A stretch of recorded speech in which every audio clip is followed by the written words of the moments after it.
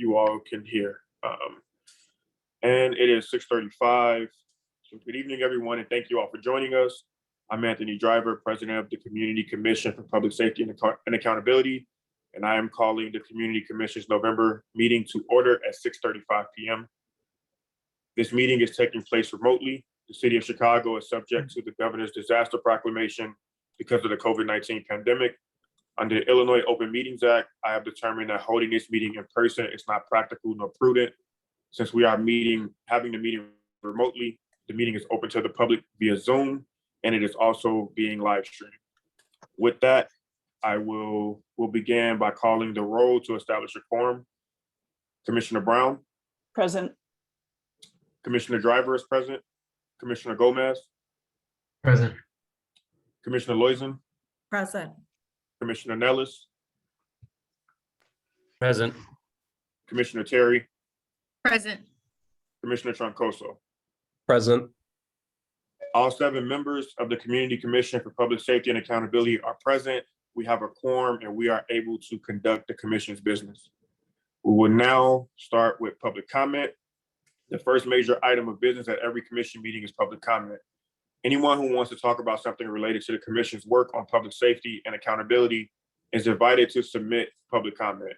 You can speak during the public comment portion of the meeting or submit something in writing.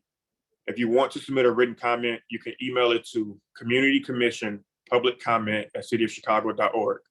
Again, that is communitycommissionpubliccomment@cityofchicago.org. People interested in speaking during the public comment period were asked to submit their names by last Friday. 17 people wrote in to express an interest in speaking. Speakers will speak in order in which they have signed up. When it is your turn to speak, I'll call your name. Please say your name, then spell your name, and then offer your comments. We want to give everyone who signed up an opportunity to speak, so each speaker will have 2 minutes. Our first speaker is Mr. Daniel Wolk, and please forgive me if I did not pronounce your last name correctly. Your 2 minutes starts now. Mr. Wolk, please begin. And my name is Daniel Wolk. You did pronounce it correctly, DanielWolk. And I'm a candidate for a member of District 24 Police Council. I know that in my district, people are aghast at a series of assassination-style murders and shootings that have been billed as gang-related. This reinforces my conviction that we keep a watchful eye on those for whom there is a serious probability that they are gangbangers, on a short fuse before they blast off into violence.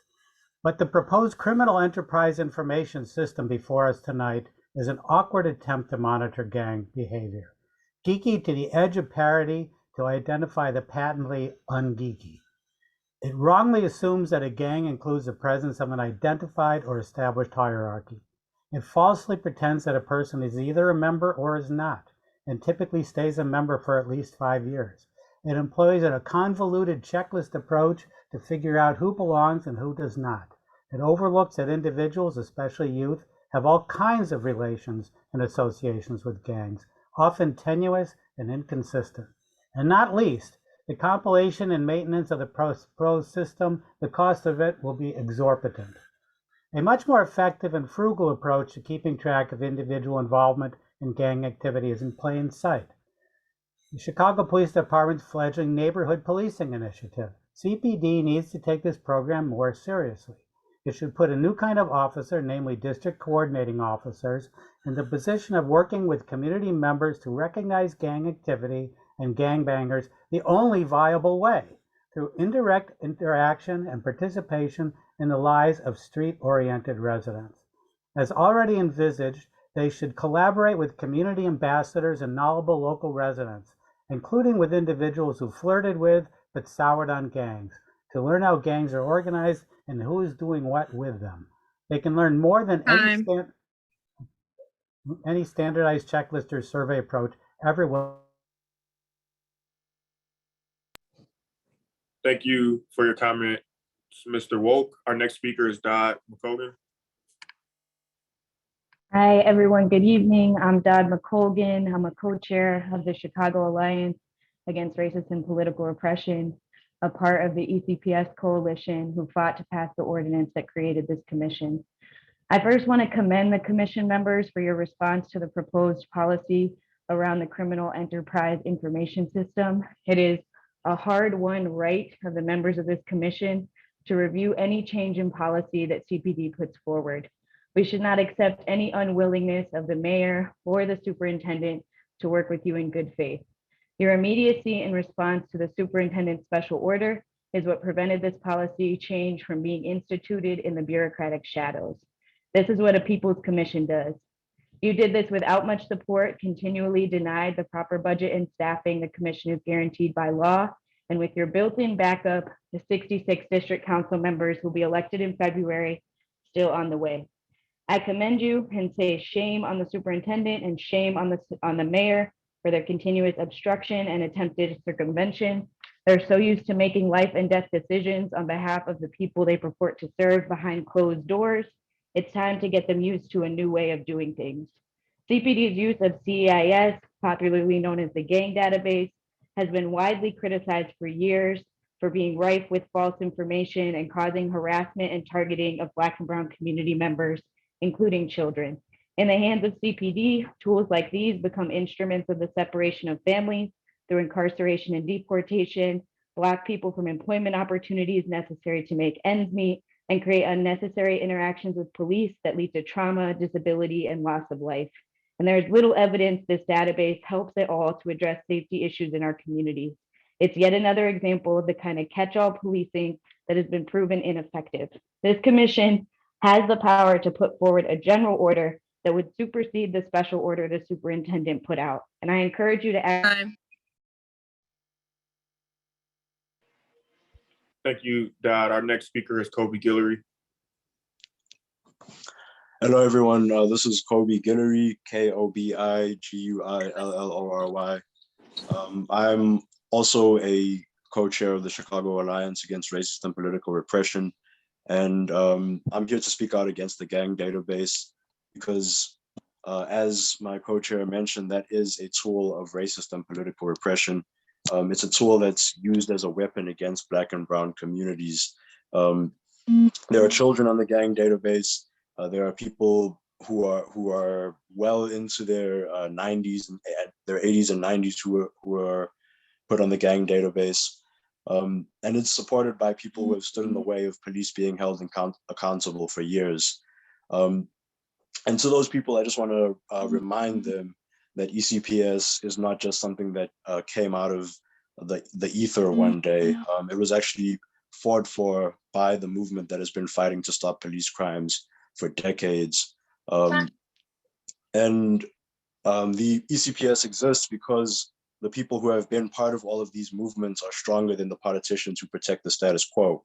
We keep making history, and we are going to continue to make history with these district council elections. We've already made history with ECPS, and we are going to remove tools of racist violence like the gang database. These kinds of undemocratic decisions, like what the superintendent did, are exactly the kinds of decisions that the movement behind ECPS is trying to prevent. Because at the end of the day, the people deserve the right to decide who polices their communities and how those communities are policed. So thank you for your time, Commission.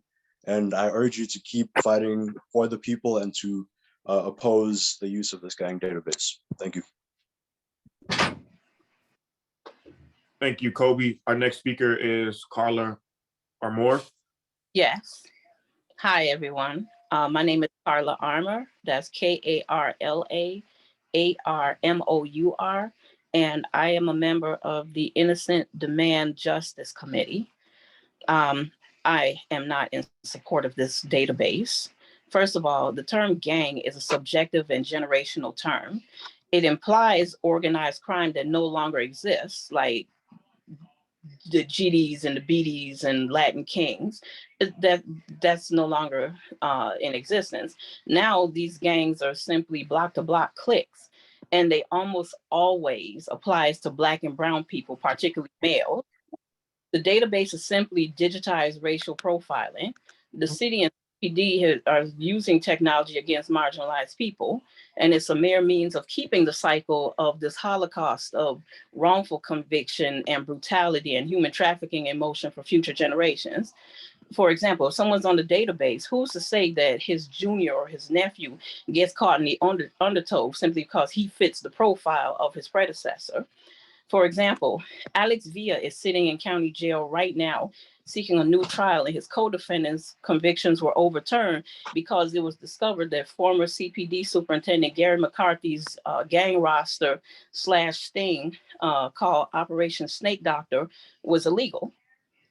It's destroying our community, particularly our children.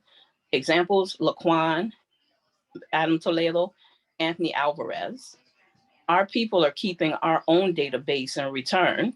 The Dailies, Anita Alvarez, Rahm, Lightfoot, McCarthy, Brown, Guevara, Watts, Wojak, Hanrahan, Boudreaux, and everyone else who's a part of this negative cycle against us. And please know that we're working to stop and kill this generational curse that's plagued us.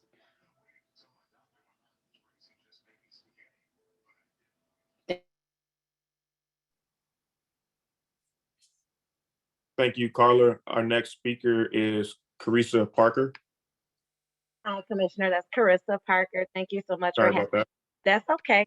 I'm a candidate for the 22nd Police District, and my comments today are regarding supports for district councils after the election. Those who are elected will be tasked with collaborating with police districts and residents to build stronger relationships, develop community policing initiatives, and getting input on public safety policies. So what I'd like the commission, I'm sure you've already been working on this, but to continue to ponder what type of orientation into this new role will police district councils receive? Who is responsible for ensuring that council members have the capacity to do this work? Will there be trainings on restorative justice? Will there be formal introductions made with council members and district commanders? Will there be guidance or suggestions on what agendas should look like, how to hold a meeting, how to engage residents? Many of the pioneers of these councils have never held an office before and maybe never even held a public meeting. And if you want these district councils to be successful, it is imperative that the city of Chicago and the Public Safety Commission pour resources into the people who so bravely decided to be a part of this historic election and inaugural class of council members. Thank you for your time. Thank you. Our next speaker is Marty Levine. Good evening. My name is Martin Levine, Martin Levine. I'm a resident of Edgewater, the 24th Police District, and I'm speaking tonight on behalf of Jewish Voice for Peace Chicago and the Chicago Alliance Against Racist and Political Repression. I'm here to share my view that there ought not to be a new database trying to separate one segment of the community for another for spurious reasons. A secret list maintained and overseen by the very people who benefit from its misuse is an evil that the people of Chicago should not have to bear. The new policy as proposed is just a clever repackaging of the policy that was discredited. It will just continue to harm the harm that befell too many people who had the misfortune of being placed on the old gang database, people who were subjected to enhanced surveillance, harsher sentencing, sanctions, probation, prison and parole, people who were deported or denied citizenship, rejected for jobs, denied professional license, and people who never received, even when that gang database was discredited, reparations for the harm done or an apology from the Chicago Police Department. Even with all the pages of whereases and wherefores that the police department packaged a new policy with, it's an ineffective tool that will not stem violence or ease the pain on communities that are affected by regressive policing. It's a system we know from past experience that will be misused, that it allows bias and bigotry to be empowered, and it harms those it is supposed to be protecting. The continuation of racist policies that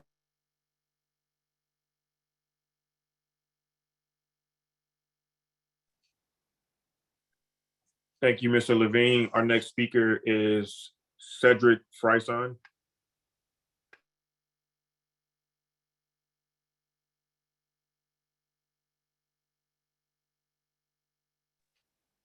Can you want to see if he's on the meeting before I move on? I see no Cedric. Okay. Our next speaker is Karen Calhoun.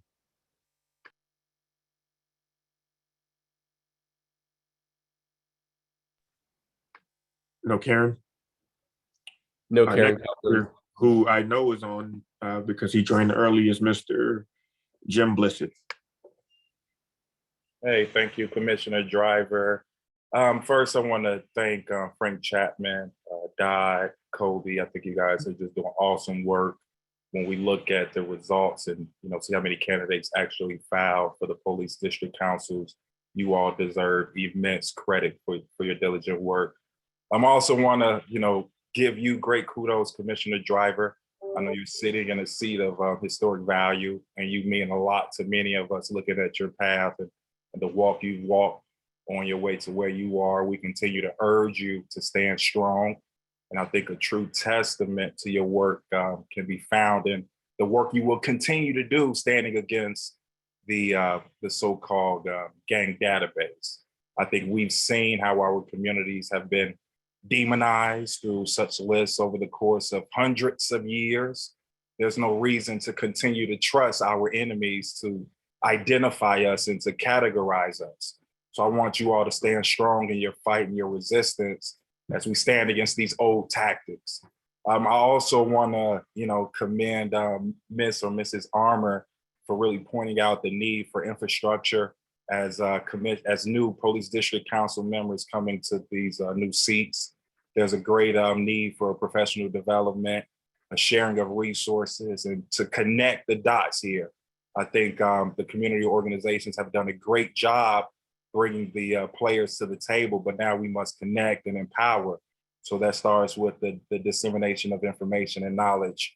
So, once we get that, we're going to continue to push you all to stand firm against these old tactics, right? We've seen them. It's time for new action. So thank you all. Thank you. Our next speaker is Dion McGill.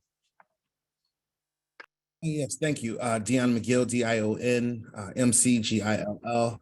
And I'm a candidate for the 7th Police District Council. Thank you for the opportunity to offer comment. Those of us familiar with the gang database know how damaging it was to communities, particularly communities of color. And as a former CPS teacher, that fact did not go past the students, and it was a topic of conversation. Prior to this meeting, I went to the Inspector General website and I actually listened to some of the testimonials of Chicago residents who were directly impacted by the database. The themes of harassment and criminalization of whole communities were common. The only thing I can think worse than potentially the database is CPD's attempt to circumvent the Community Commission and community discussion and comment on this new proposed CEIS policy. This flies in the face of the spirit of the ECPS ordinance, the people who work to make that happen, the commission, and the upcoming district councils. There can be no trust if all parties at the table are not acting in good faith. And these mechanisms are not there for CPD to subvert as they see fit, as we all know, but I want them to know that as well. Those days are over. I urge the commission to take proactive action in opposing this new policy. I thank you for the work you've done, and continue to stand up against the attempts of CPD to circumvent and ignore the powers of the commission. And as I said, thank you for the work you've done, and there are a lot of us standing with you in the work ahead. Thank you. Our next speaker is Linda Brito.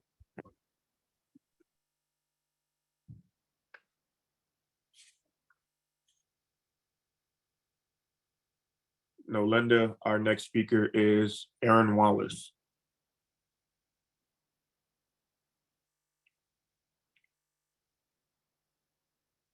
If Aaron is not on, our next speaker is Frank Chapman.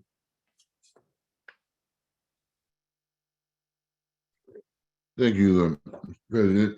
I'm going to start off by just quoting the document that I received from CCPSA saying there should be no policy on the gang database because there should be no gang database. I think that's very eloquently and simply put. and I support that 1000%. I also support and unite with the comments made by members of the Empowering Communities of Public Safety Coalition and also the Chicago Alliance Against Racism and Political Repression. And I don't want to repeat what everybody has said. I just want to emphasize a couple of things, and that is that, you know, we're sick and tired of being sick and tired of the racist policies of criminalizing our communities. And I'm so glad that there are so many people here who are running for the district councils. And I'm glad also that this commission is in session, because this is the beginning of the end of an era of police tyranny that has plagued this city for far too long. And I'm proud of the work that you're doing here today.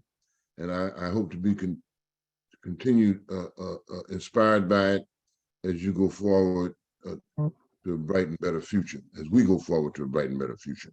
But most important of all, today was a historic day for me, because I saw for the first time the democratic option of people saying who polices their communities and how their communities are police being exercised, when so many of our candidates for the district council filed their petitions today.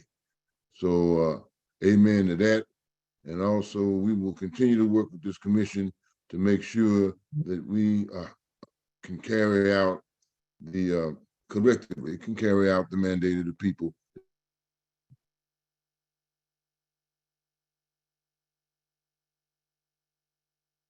Thank you, Mr. Chapman. Our next speaker is Cynthia McFadden.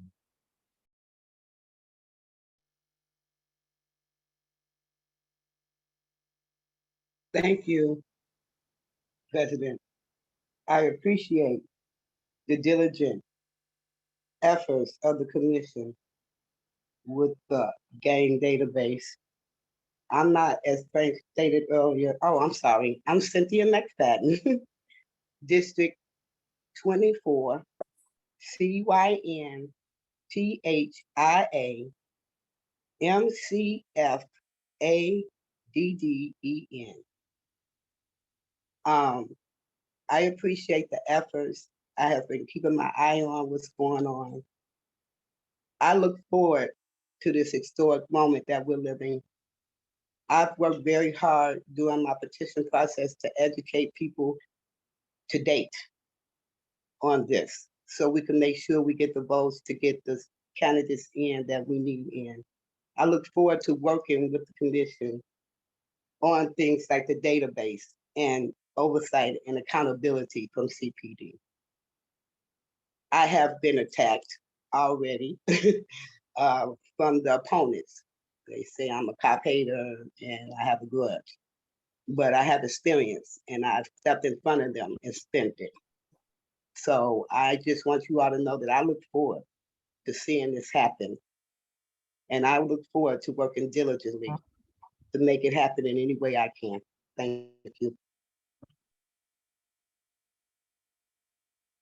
Thank you. Our next speaker is Joshua D'Antonio. Thank you very much. Hi, everyone. My name is Joshua D'Antonio. I use they, them pronouns, and I'm running for district council in the 20th Police District. I've talked to thousands of individuals, both in my district and in districts that are neighboring. And for many of my neighbors, myself included, eliminating the gang database is of the utmost importance. The gang database is inappropriate and frankly gross, how much of a wide net it casts. It's incredibly harmful, not just for the individuals that are on the gang database that are directly impacted on this because of the false information, because of the racism, and because of the violence that it brings directly down on them. But it is also harmful for all of us in the city.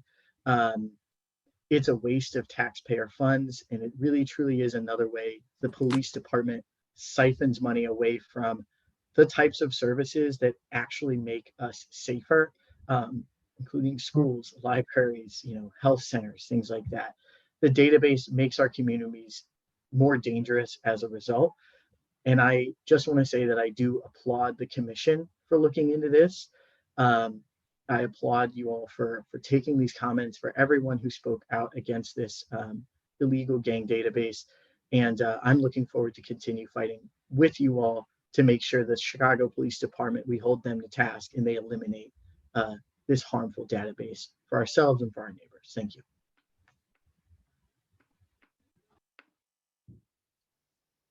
Thank you. Our next speaker is Crystal Peters. Thank you. Good evening, everyone. I want to say thank you to the commission, the commissioner. Thank you to Chicago Alliance, all the speakers, and just everyone who's come before me, helping to resolve these issues and figure out real solutions to public safety. Again, I'm Crystal Peters. I am running for Police District Council in the 7th District. And what can I say that has not been said, right? The database is simply, it's ineffective, it's offensive, it's racist, and it does more harm than good, right? The database hasn't been in place for decades, and yet the violence in our communities persists. And a lot of the violence isn't against us on our own, it's violence with the police against us as well, right? City leadership, including the Mayor Lightfoot, have insisted that the gangs are a major cause of violence. However, in 2021, the TRACE system analyzed incident data for nearly 34,000 shootings over a decade and found that CPD detectives labeled fewer than 3 in 10 as gang related. The policy is an attempt to move forward with the same kind of catch-all policing that we have seen fail time and time again. Again, we need real solutions to public safety, and the system is not one of them. It's more harm than good. And again, I just want to thank you all for your time. Thank everyone who came before me. And I am looking forward to working with you all to create better solutions and start asking the real questions that matter and giving support and resources to our community to help invest in our communities in a positive way to help with the violence and the mislabeling. Thank you, and have a good night, everyone. Thank you. Our next speaker is, and forgive me if I mispronounce your name, Mikael Muhammad. Mr. President, how are you? How's everybody? Peace and blessings, peace and blessings. CEIS draft defines gang almost as a majority in this draft of half of his document drafted up that they posted. It's very general with a definition of criminal enterprise versus their definition of gang, which which aims at certain people that they've always aimed at. And it leads me to the question, does Apollo Freire, does crime exist because law, or does law exist because of crime? Because maybe the gang database will mention the Bridgeport Hamburgs that are in legislation now, or the Canaryville members that are in law enforcement now, or the Klan and other race soldiers that are all over politics now. Gang, gang.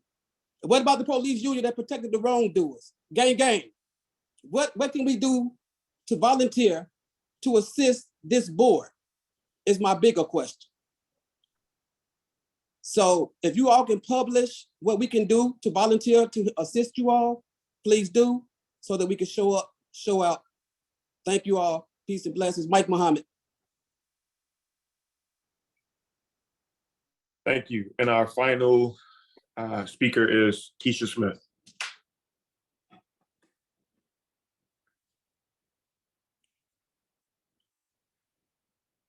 Is Keisha Smith on the call?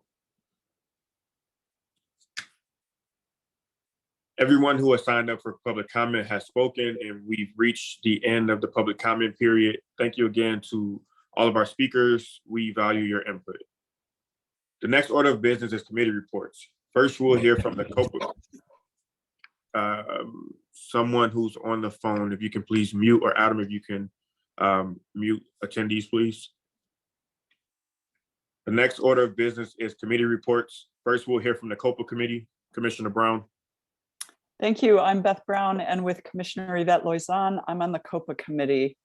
The COPA committee has met with COPA's Chief Administrator, Andrea Kirsten, and COPA personnel to discuss COPA's goals for the next year and to learn more about COPA's processes, policies, challenges, and successes. The committee will be meeting with COPA leadership on a bi-weekly basis to ensure that the commission is meeting its oversight obligations and to ensure that benchmarks and deadlines set in the CCPSA ordinance are met. The COPA committee is obtaining feedback from COPA leadership on issues related to disciplinary recommendations, police board policies that impact COPA, and efficiency issues in the disciplinary process.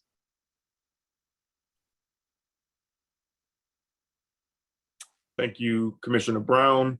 Next, we'll hear from the Police Board Committee. Commissioner Loizan. Hi, good evening, everybody. My name is Yvette Loizan, and together with Commissioner Isaac Troncoso, we form the committee that is the Police Board Committee. So we've been very busy. In the past, members of the Police Board have been chosen by the mayor, but the law that created the commission gave the commission responsibility for nominating candidates to serve on the police board. So now the commission will nominate the candidates, the mayor will choose the police board members from the commission's list, and then the city council will vote whether to confirm them. At our first meeting, we announced that the commission had come up with a new way to fill police board vacancies that is aligned with the commission's mission. And because of that, we created an open selection process to fill the vacancies. Anyone who met the eligibility criteria to be on the police board could apply, and we conducted a very thorough outreach process. The application deadline was November 20th. 10 applications were submitted to the commission for the 3 open positions on the police board. The police board committee has reviewed all of the applications and will be interviewing candidates within the next 2 weeks. After these first round interviews, the most qualified applicants will be invited to a second round of interviews with the full commission, and then we will make our recommendations to the mayor. In addition to that process, the police board committee has also met with members of the police board and their executive director to discuss concerns that were specifically addressed by the police board president regarding the current police board policy that requires 1 police board member to decide whether a case will proceed to a full hearing when the superintendent and COPA disagree about the appropriate discipline for a police officer. This is a very serious issue, and the commission is working with the police board and COPA to explore ideas and solutions related to this issue, and we will also be seeking input from CPD. Thank you, Commissioner Loizan. Next, we'll hear from the Non-Citizen Advisory Council Committee, Commissioner Gomez. Good evening, everyone. My name is Osvaldo Gomez, and I am a commissioner that represents the West Side alongside Commissioner Malteri and Commissioner Cliff Nellis. Along with Commissioner Brown, who represents the North Side, we make up the Non-Citizen Advisory Council Committee. Now, this committee is broadly tasked with implementing a non-citizen advisory council, which should aid the commission in its work of incorporating the concerns and needs of those community members that are part of our city who are impacted by policing due to their citizenship status or their status diversity. At our second meeting in October, we notified the community that we would be holding an open application process to identify members of our non-citizen advisory council. The non-citizen advisory council can be made up of 2 kinds of individuals: individuals who have a non-citizen status in the United States, or individuals who work to represent and advocate for non-citizens here in the United States.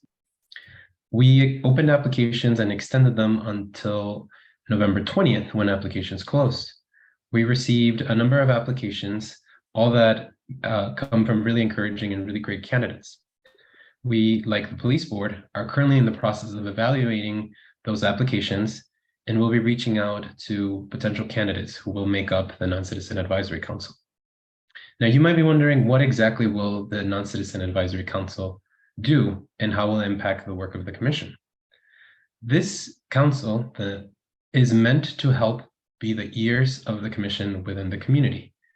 It will help us interact with community members in ways that are more fitting and ways that are more accessible and in ways that better help represent this commission throughout Chicago. But aside from that, this council will also help us in our work to understand how policy can impact people that don't have citizenship status here in the United States. We hope that this council will work alongside us, the department, COPA, and the police board to evaluate how policies can be improved to reduce the impact that policing has on our non-citizen population. We are excited to continue to review the applications, and we would like everyone to know that we've actually decided to expand the application process and change it to a rolling basis. This means that anyone who would like to be part of the Non-Citizen Advisory Council can simply apply by visiting the Commission's website and submit an application as instructed there.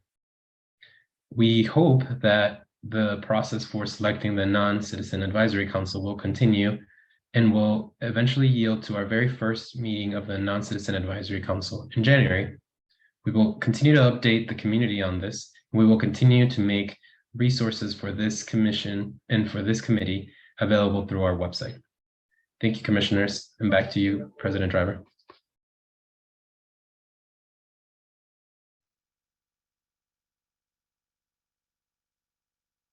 Thank you, Commissioner Gomez. Next, we'll hear from the CPD Policy Review and Development Committee, Commissioner Terry.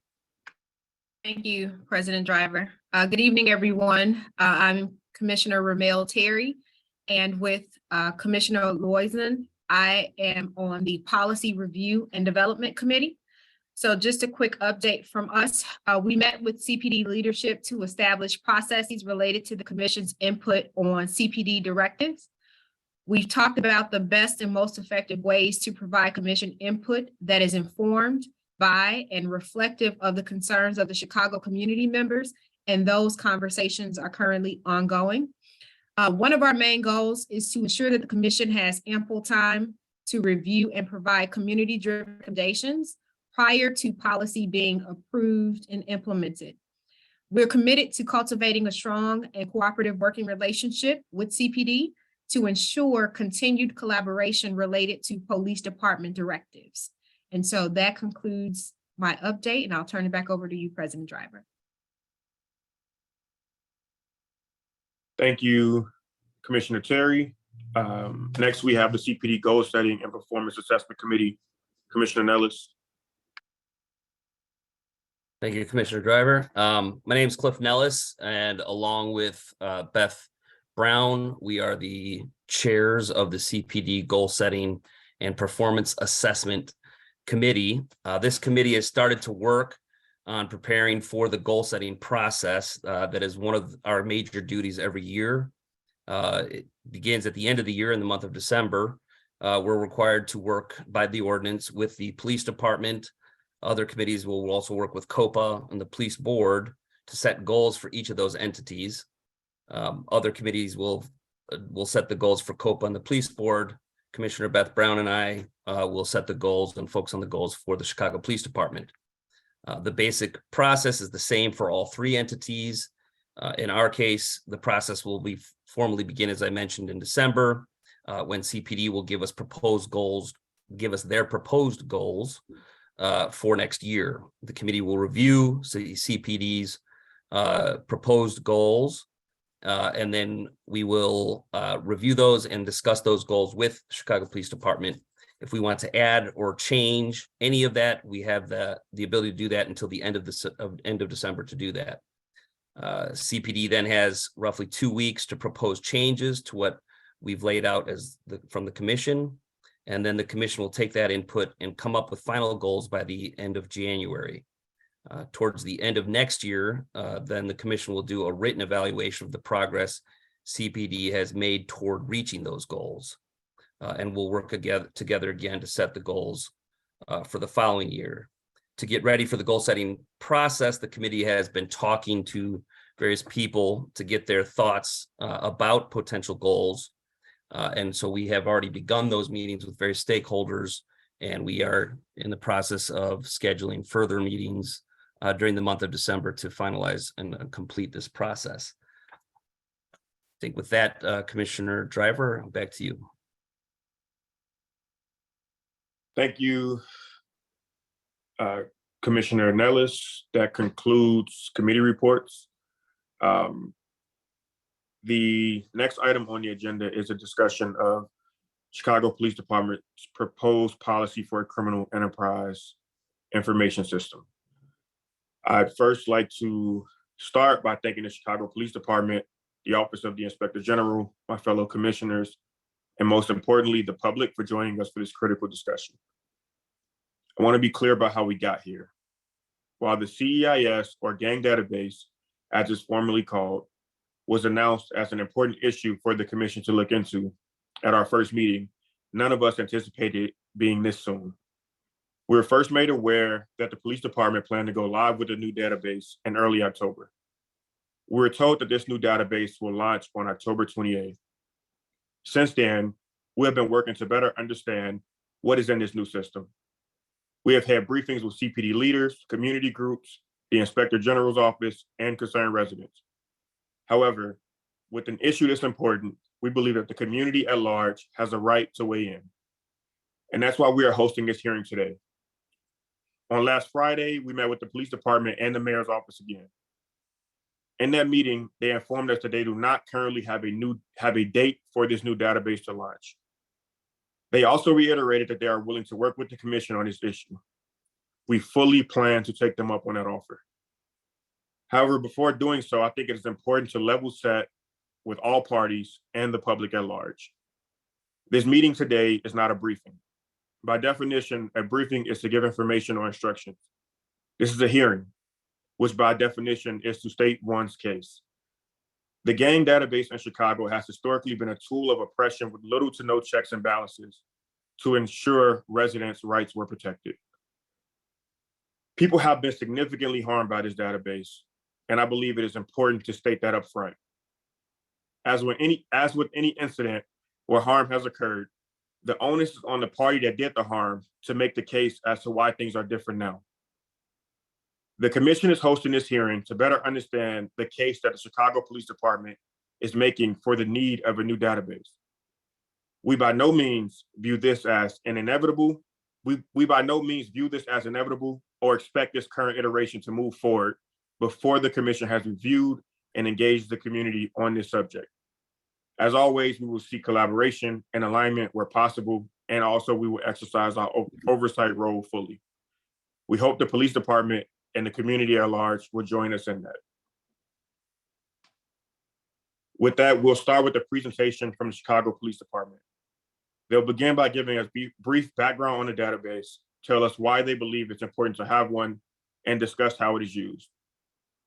We're joined today by Lieutenant Mike Kapistanik, who is commanding officer of the Research and Development Unit, Sergeant Ronaldo Serrato from the Bureau of Counterterrorism, Dana O'Malley, who is CPD's General Counsel, and Mike Milstein, who is Deputy Director of the Office of Community Policing. Thank you for joining us. The floor is yours.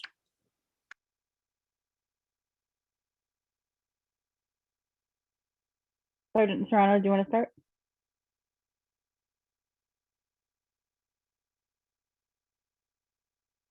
Sure. Hi, my name is Sergeant Reynaldo Serrato. That's Reynaldo. Last name is Serrato, Serrato. Thank you for allowing us to speak today. I am supposed to speak to you about the history of the Criminal Enterprise Information System. As you all well know, this was all started as part of a lawsuit that was brought upon against the city, at which for the gang database, at which point the city agreed to basically stop the gang database and kind of build it from anew.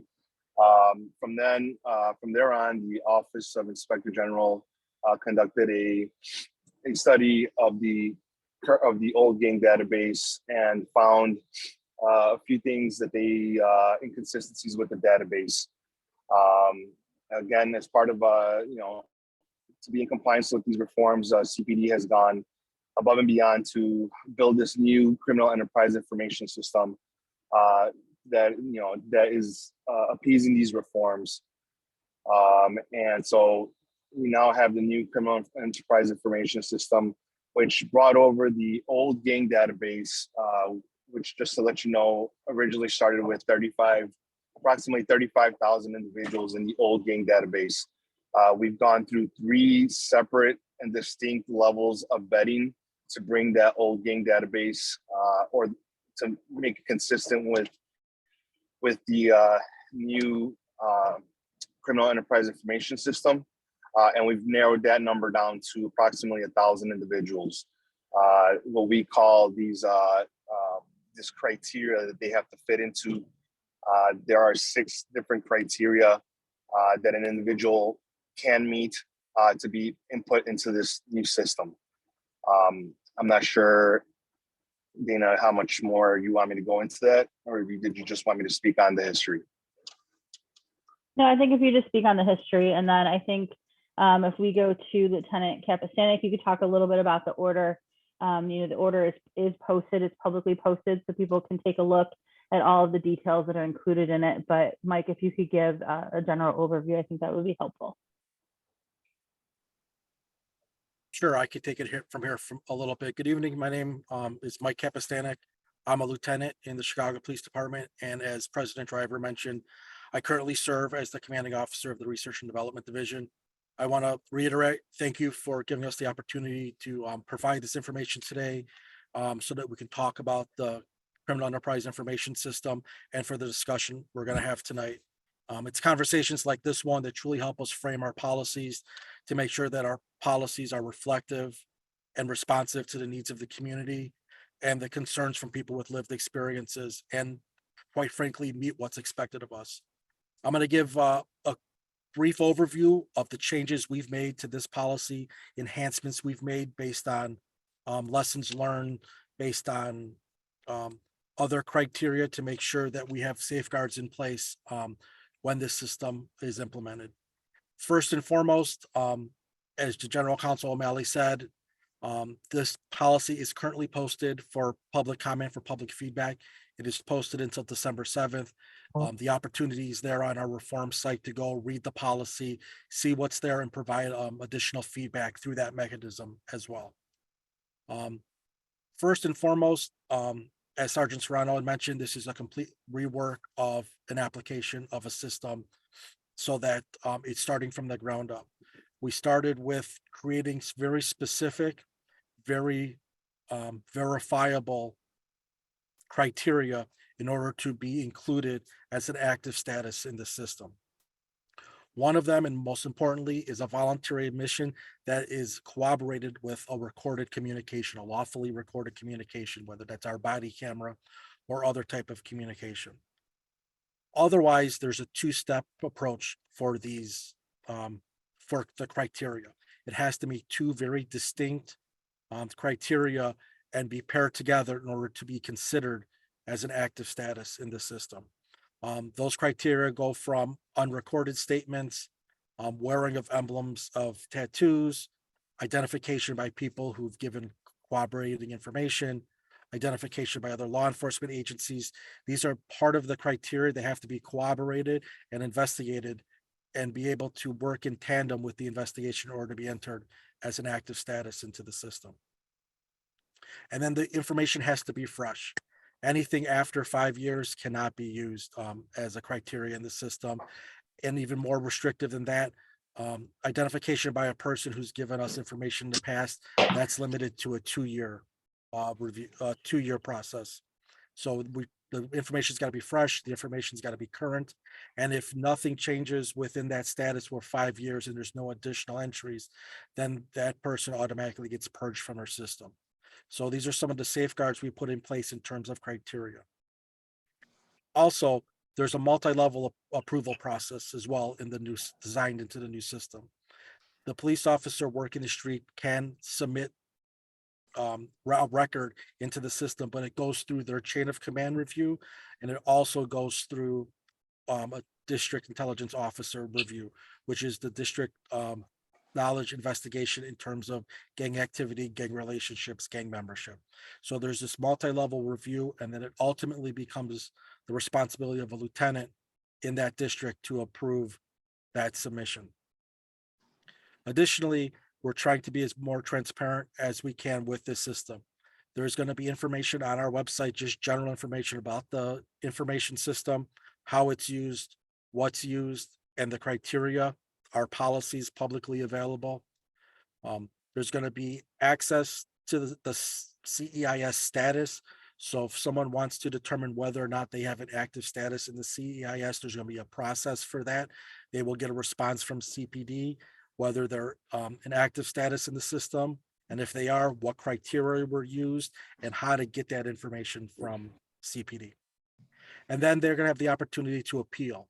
And that appeal is going to have a 2-step process. They're going to be able to appeal to the Chicago Police Department, and a whole separate additional unit looks at that entry to make sure it's separate and distinct from the unit that entered it into the system, so that there's a fresh set of eyes, fresh set of investigation into that criteria.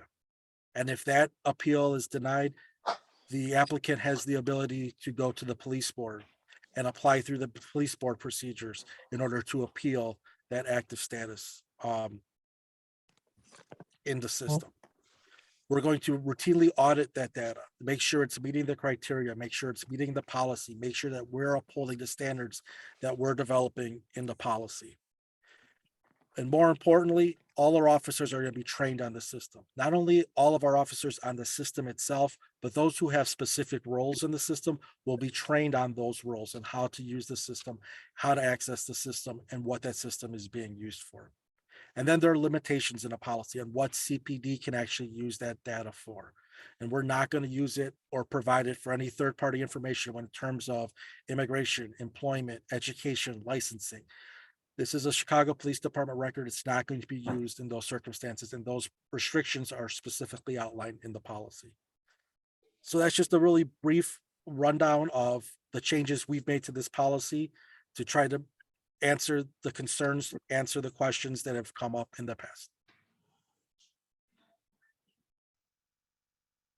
Thanks. If I could just add a couple more things, President Driver. So I think it's also important to note that the information that previously was collected by the Chicago Police Department will be walled off, will no longer be able to be accessed. If you're pulling up an older record, the very few limited people who will have access to this, if you pull it up, there'll be a flag that says that this is not valid information, this is old information. We do have to maintain it for litigation purposes. If we're ever sued, we do need to be able to have that information to produce for purposes of litigation, so we can't just delete it out of the system. I think it's also important to note that the people who will have access to the information in the database is also limited. It's investigators, it's detectives, which I think speaks to an issue, President Driver, that you asked us to specifically address, which is why do we need to collect this information? I think it's important to note that we do need to collect this information. We have a lot of crime in the city that is related to rival gangs. We have a lot of crime in the city that we need to be able to investigate. We need to be able to anticipate, is there going to be retaliation? We have something called custom notifications where we try to reach out to those people who we think will be victims of crime, to reach out to them, to offer them services, to try to take them out of what would be an inevitable retaliation. And if we don't collect this information, our detectives don't have it, we're not able to investigate things properly. We're not able to warn people who may be victims of retaliation. So that's why it is so important for us to be able to collect this information. I know Mike spoke a little bit about, being publicly posted. I think that this is the third time, Lieutenant Capitana, correct me if I'm wrong, but I think that this is the third time that this has been publicly posted for public comment that we've taken into consideration. Is that right? That's correct. We've posted it in April of 2019, when the Okay. process was just beginning. We posted it again for public comment last fall, and we've posted it again for public comment until December 7th this year. Thank you. We've also received feedback from the Inspector General that we have taken into consideration. We've tried to give them additional information as to the status. It's taking honestly longer than we had originally anticipated, but it's important to us that we get this right. It's important to us that we have the community's feedback on the system. So that's why everything seems to be taking, even longer than we had originally anticipated. The last issue I do want to raise, I think Sergeant Serrano mentioned this, is that the changes to what was formerly known as the gang database did come out of litigation. So there was a lawsuit, class action, that was filed. And as part of a resolution, we had intended to make changes to the system, and we did make changes to the draft system, which is the draft CEIS policy. We did get the benefit of the input of the plaintiff's attorneys who represented the communities who were the purported class members in the lawsuit. We did get their feedback. We did get some of their language changes that did bring us to a better directive. But, as always, the more feedback we get, the better policy we get. And that's what's really important to us. Mike Milstein is here also if there's any questions as to, community input or community policing. But we really appreciate you guys giving us the time to be able to make this presentation. And, we're happy to be here. Thanks so much. I didn't know if you had anything to say, Mr. Milstein, or if that was just a plugging, letting us know that he's on the call.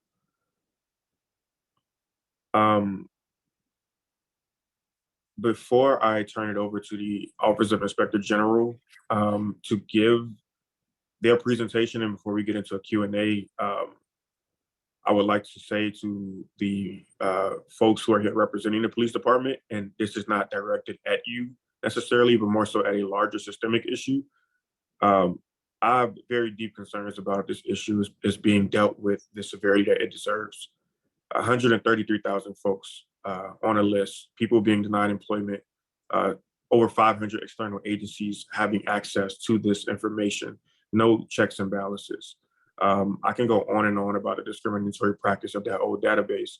And while I appreciate you all being present, it would have been very nice to have one-pagers, a presentation, some sort of visual. I've read this policy extensively, and there's no way for the general public to just follow your words and take notes. A lot of those questions that they have will likely not be answered just by listening to you all speak. So it would be very helpful if you all can put this information in a publicly digestible format for the public to read and to understand. Also, just a plug to Adam or any other CCPSA staff. I haven't looked at the Q&A box, but I see that it's up to 25 questions now. If there's some questions in there that we can answer, if we can please monitor that. And with that, I will turn it over to the Office of Inspector General. Good evening, everybody. My name is Tabara Richardson, and I serve as OIG's Deputy Inspector General for Public Safety. With me, I have the Inspector General, Deborah Witzberg, one of our chiefs, Robert Owens, and one of our analysts, Lauren Moscato. At this time, I'm going to share my screen.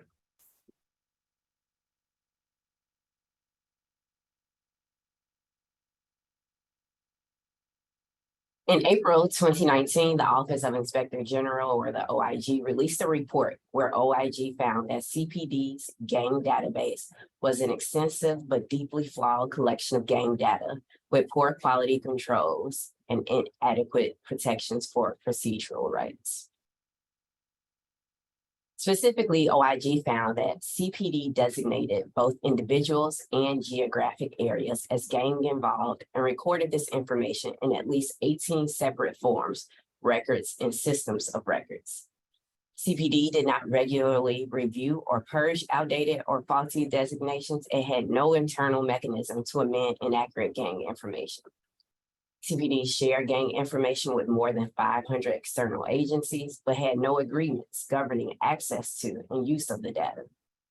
OIG also found CPD could not ensure that all gang-related collection tools served a legitimate law enforcement purpose, and that CPD's practices and lack of transparency regarding gang designations strained police-community relations.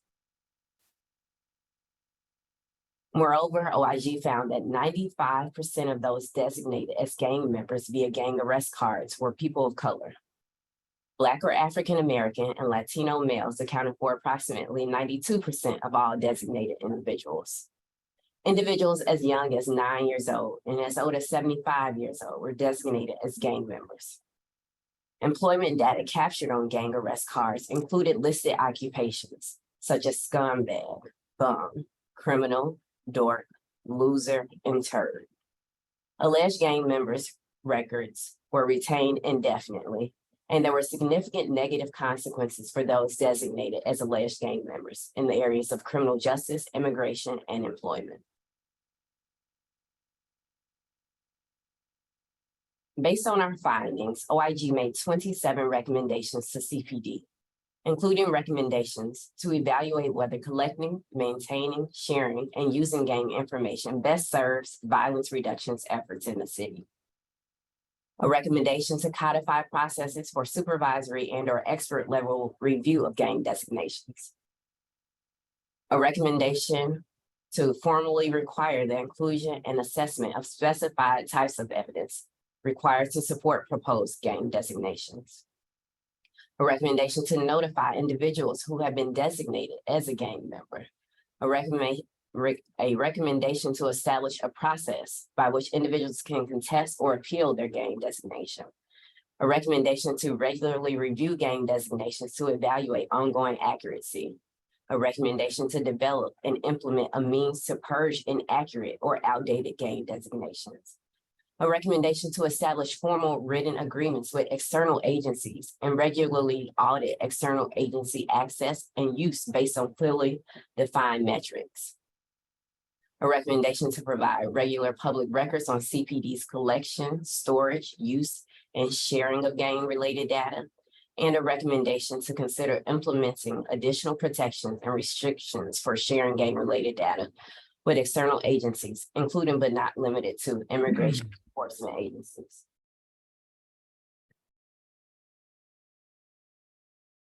CPD concurred with many of OIG's recommendations, partially concurred with some recommendations, and did not concur with one recommendation. CPD proposed the development of the Criminal Enterprise Information System, or the CEIS, as a single unified system to collect and store gang data and ensures the inclusion of vetted information, the purging of outdated gang information, and a process for members to request their status and appeal their designation on the CEIS. In March of 2021, the OIG released a follow-up report where OIG provided an update on the status of CPD's collection and maintenance of gang data and CPD's progress on its commitments made in response to OIG's April 2019 recommendation. Specifically, OIG found that CPD had made minimal progress toward an operational CEIS. CPD had not clearly and specifically articulated the strategic value of its proposed system for collecting gang affiliation information.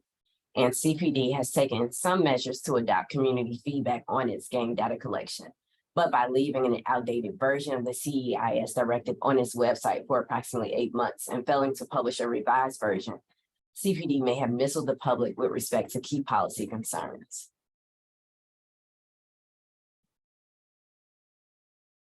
CPD's current draft Criminal Enterprise Information System Directive addresses several of OIG's April 2019 recommendations. However, other OIG recommendations pertaining to the CEIS operations are not fully answered by the policy. For example, based on gang arrest cards, OIG identified approximately 134,242 individuals designated as gang affiliated during arrest. What records did CPD vet for inclusion in the CEIS? Another possible question is, how will CPD ensure the removal of records after 5 years as required by the policy? And other questions that the commission may have. Again, we thank you for allowing us to participate in this discussion, and we look forward to being able to answer any questions and participating further. Thank you.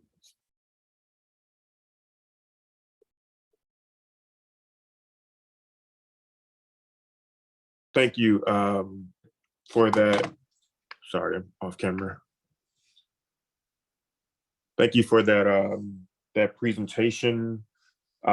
We also, there's a portion on the agenda for the department to respond to anything if you'd like to, or we can go straight into the Q&A section.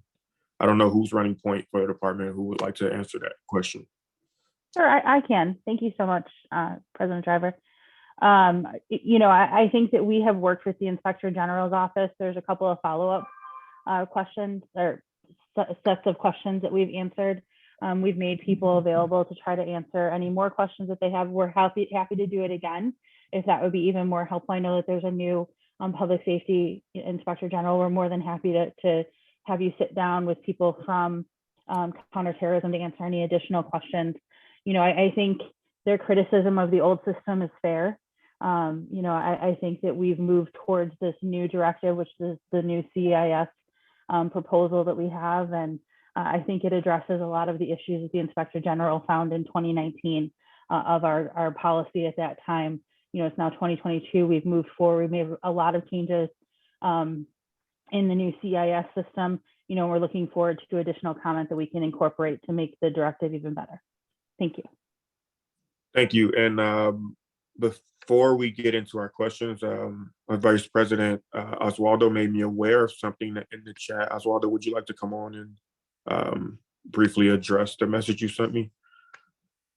Yeah, of course. So, Ms. O'Malley, I heard from you that the changes that led to the new CEIS policy were created to ensure that some of the concerns raised during the settled litigation were addressed.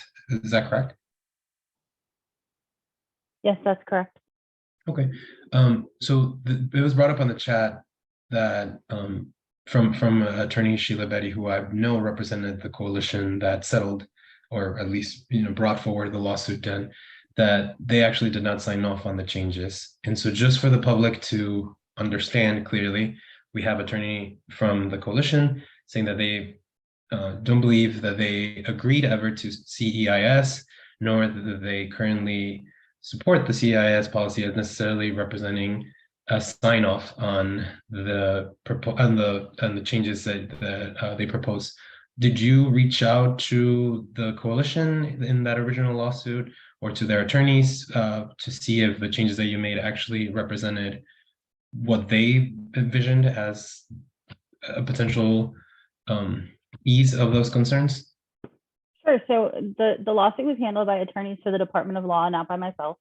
So they were the ones that had the communications with Ms. Betty and other attorneys who represented the public, the different community groups. It's my understanding that there were copies of the CEIS draft policy that went back and forth, and there were discussions that were had about the draft policy. I think it's one thing to say you don't want to sign off on the policy because you don't believe there should be a CEIS system versus, I didn't have the opportunity to give input into the draft system. I think that they're distinct statements. But my understanding is that the draft was provided and that there were discussions and that there were comments that were provided back. Okay, apologies for interrupting you. I sometimes. No problem. But just to be clear, you did not get a formal, like the department that wrote the policy did not get a formal sign off, because I think it's one thing for the Department of Law to have conversations, but I think you never received a formal sign off from Ms. Betty or from the plaintiffs in that original lawsuit saying we sign off on the proposed policy because it meets the requirements that we were worried about. You did not get that, right? You did not hear that. I mean, from I'd have to find out from the Department of Law attorney specifically what language was used. But the case was settled, it was dismissed. So I'd have to find out exactly what language they used as far as signing off on the system. Okay, maybe I'm not asking my question right. I'm sorry, but do you think that the department, not from the Department of Law, but the police department, do you feel confident that the concerns that were raised by the coalition in their original lawsuit were addressed in the policy, and that they actually signed off on saying, yes, these were addressed? Those are two different, yeah, they're two different issues. So as far as signing off on it, I can't say whether they signed off on it or not. I do think that they were given the opportunity to give input. There's additional opportunities now to give even more input if there's additional issues that they'd like to raise. You know, we'd be happy to consider their input. But as far as the actual sign off, I don't know whether that happened or not. But from my perspective, I think the policy was made better based upon their input during the course of that litigation. Okay, give me one second. Thank you. With that, Real quick, just FYI, I wanted to make Commissioner Gomez aware that the original person that made that comment responded again in the Q&A. Okay, I see it. According to them, a copy was not provided. I think just in general. I'll read it and then we're gonna move forward. So that comment says we were never provided a copy of the most recent policy, and when we dismissed the complaint, we filed a notice making clear that we did not endorse the CEIS. So definitely want that reflected in the public record. And with that, we'll pass it to Commissioner Loisden, who will begin our line of questions. Hi, good evening once again. So before we get further into the questions that we have in our chat and questions that many of the commissioners have, I think it's really important that we ensure that we are all on the same page as to what the history and progression of the CEIS special order has been. So I'm not sure who from CPD wants to answer these questions. I'm just going to throw them out there, and then, you know, whoever feels best fit to answer that would be great. But it's my understanding that the first draft of the CEIS policy that we are currently looking at, that began in 2018. Is that correct? Lieutenant Capistanik, I think the answer is correct, Yvette. Okay. But, Mike, can you just confirm that? Yeah, that's correct. We started the process in 2018 to revise the policy and start drafting our policies surrounding the new CEIS system. Okay, and so Lieutenant, in 2018, can you explain what the impetus was from CPD's perspective for redrafting the policy and starting the process that we're currently in?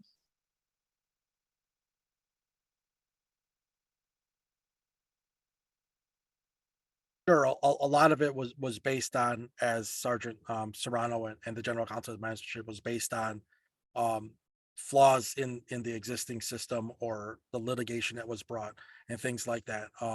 We wanted to make sure that if we were continuing to use this type of data, that it was validated, that it was correct, and it's being used for a proper law enforcement purpose. Okay, and recognizing that since 2018, there's been a global pandemic. Can you explain why why this has taken so long and why this has been such a long process?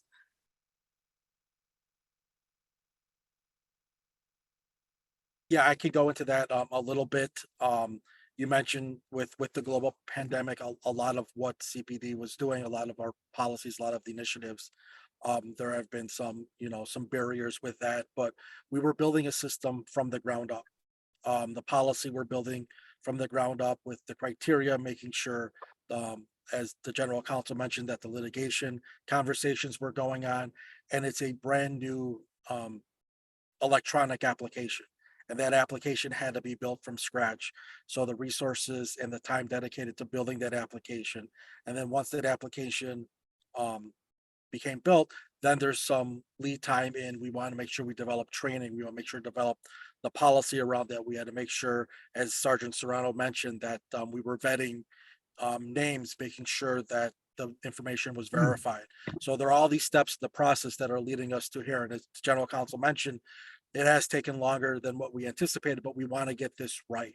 I mean, with all the conversations we're having, with all the safeguards we're trying to put in place, we want to make sure that when this new system is implemented, that the safeguards are having the impact that we want, and the system is used for the law enforcement purposes that it needs, and that it's right. So we're making sure that we do our due diligence in making sure that the system accurately reflects how we want to use it.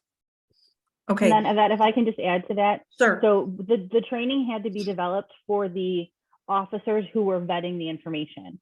So we did not want to put officers in the role of having to vet information until they were fully trained on what it was that they were supposed to do. And then once that issue was addressed, now we're talking about now going forward, we're going to have to train the entire department.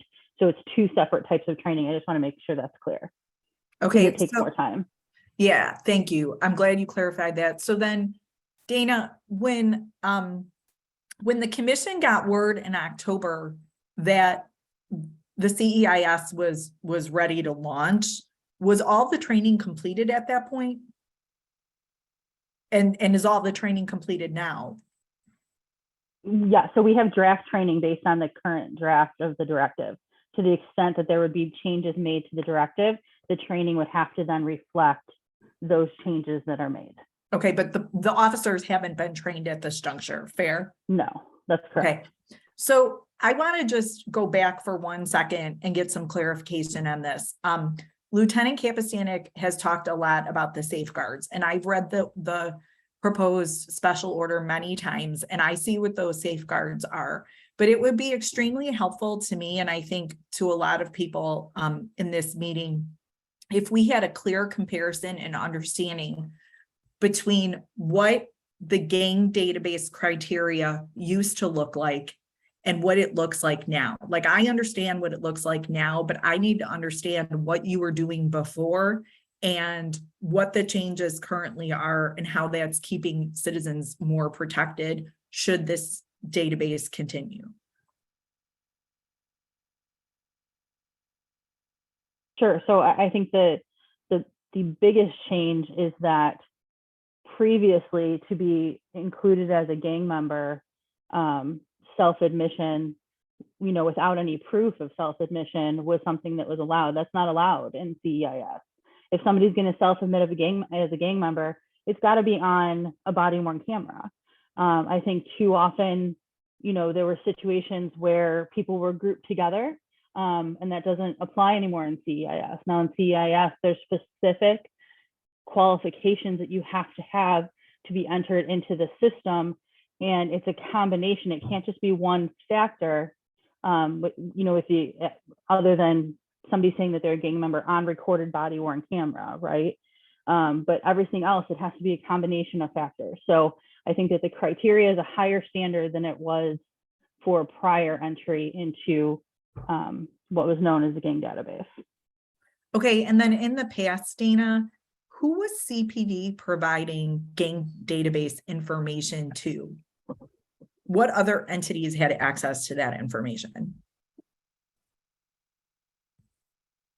So I think if the information was unclear, it would be people who had access, other law enforcement agencies who had access to our clear. As far as some of the other information, like the blue cards, I don't know specifically who would have had access into that. I think we'd have to check into that a little bit more and get back to you on that.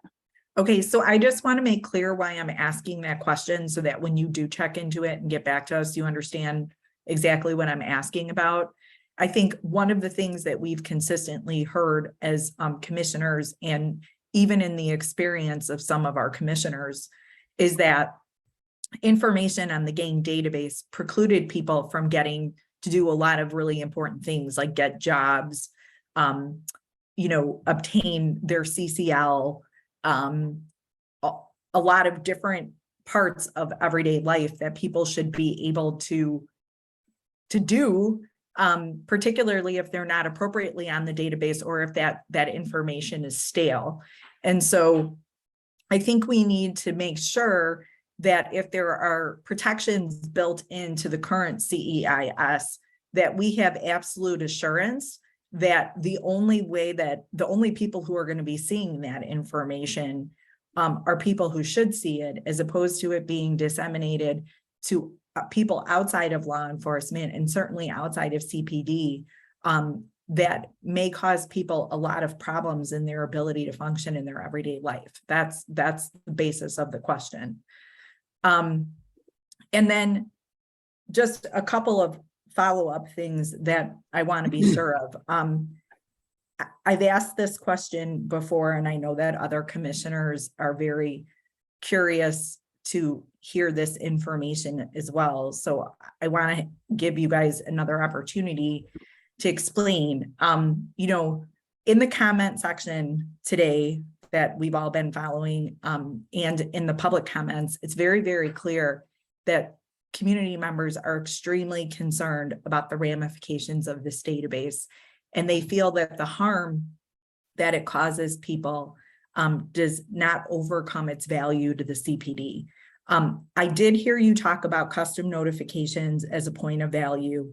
I did hear you say that there are a lot of gang conflicts, but I am still wanting more information on exactly how CPD officers are going to use this database in their day-to-day jobs for either investigative purposes or other purposes that we're not thinking of as commissioners, number one. And then the second part of that question is, I understand that there is training that has been developed for like the DIOs and the command staff that are going to review the value of the information and the veracity of the information that goes into the database. Could you please make clear exactly what personnel is going to be permitted to put information into the database, should that database continue to exist? Who can a regular patrol officer do that? Are they going to have access to that system in order to do that? So if you could elaborate on those two questions, that would be very helpful. Sure. So I'll start with the first, and then Lieutenant Kapistanek, if you could talk a little bit about the second question.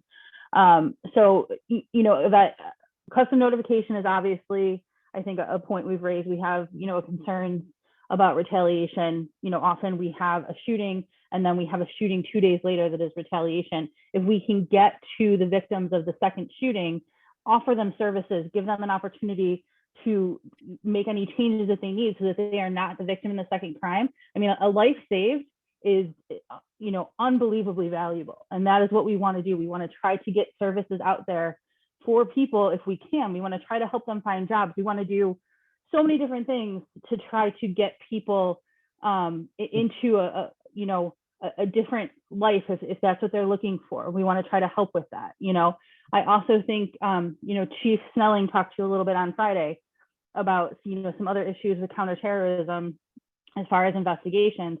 Detectives need it for, you know, murder investigations. You know, they're looking to try to find, you know, if somebody was murdered, their murderer should be held accountable. You know, and information about whether somebody was killed by a rival gang member is hugely important to detectives to try to solve crimes, make arrests, and hold people accountable. You know, as far as everyday officers, correct me if I'm wrong, but I don't think everyday officers are going to have access to all of this information. I think it's geared towards DIOs. It is geared towards detectives. It is limited as to who's going to have access to the information that's contained in the CEIS system. And then, sure, absolutely. A point of information. Who gets the ball rolling? Can an officer who pulls me over start the process of entering me into the gang database, the new CEIS system? Yep. So I think that's the second question, Lieutenant Kapistanek, if you could go into that. Yeah, I can take that. Yes, a street officer having that information, making that determination based on the new established criteria, can submit someone for inclusion into the CEIS. But that doesn't mean they're included as an active status in there. It still has to go through their supervisor. It gets vetted through the DIO, who has specialized training in the investigation and the activities of gangs and gang activity specific to that district. And then it ultimately gets approved by a lieutenant at that time. So just because an officer can submit that information doesn't mean it's included in the system. It goes through 2 levels of supervisory review and an internal investigative specialist at that district level to vet that information and to make sure that the criteria that that original officer used is substantial enough to include that record and meets the level of our policy. And there's a law enforcement purpose for including that person in the CEIS. Either Dana or Lieutenant Capistana, can you just answer one more question to me, and then I'm going to pass it on for me, and I'll pass it on to the other commissioners. Can you explain what CPD has been doing in terms of a CEIS database from 2018 until today? Is there still information being inputted? Has that been put on hold? How has that worked over the past several years that this new policy has been developed?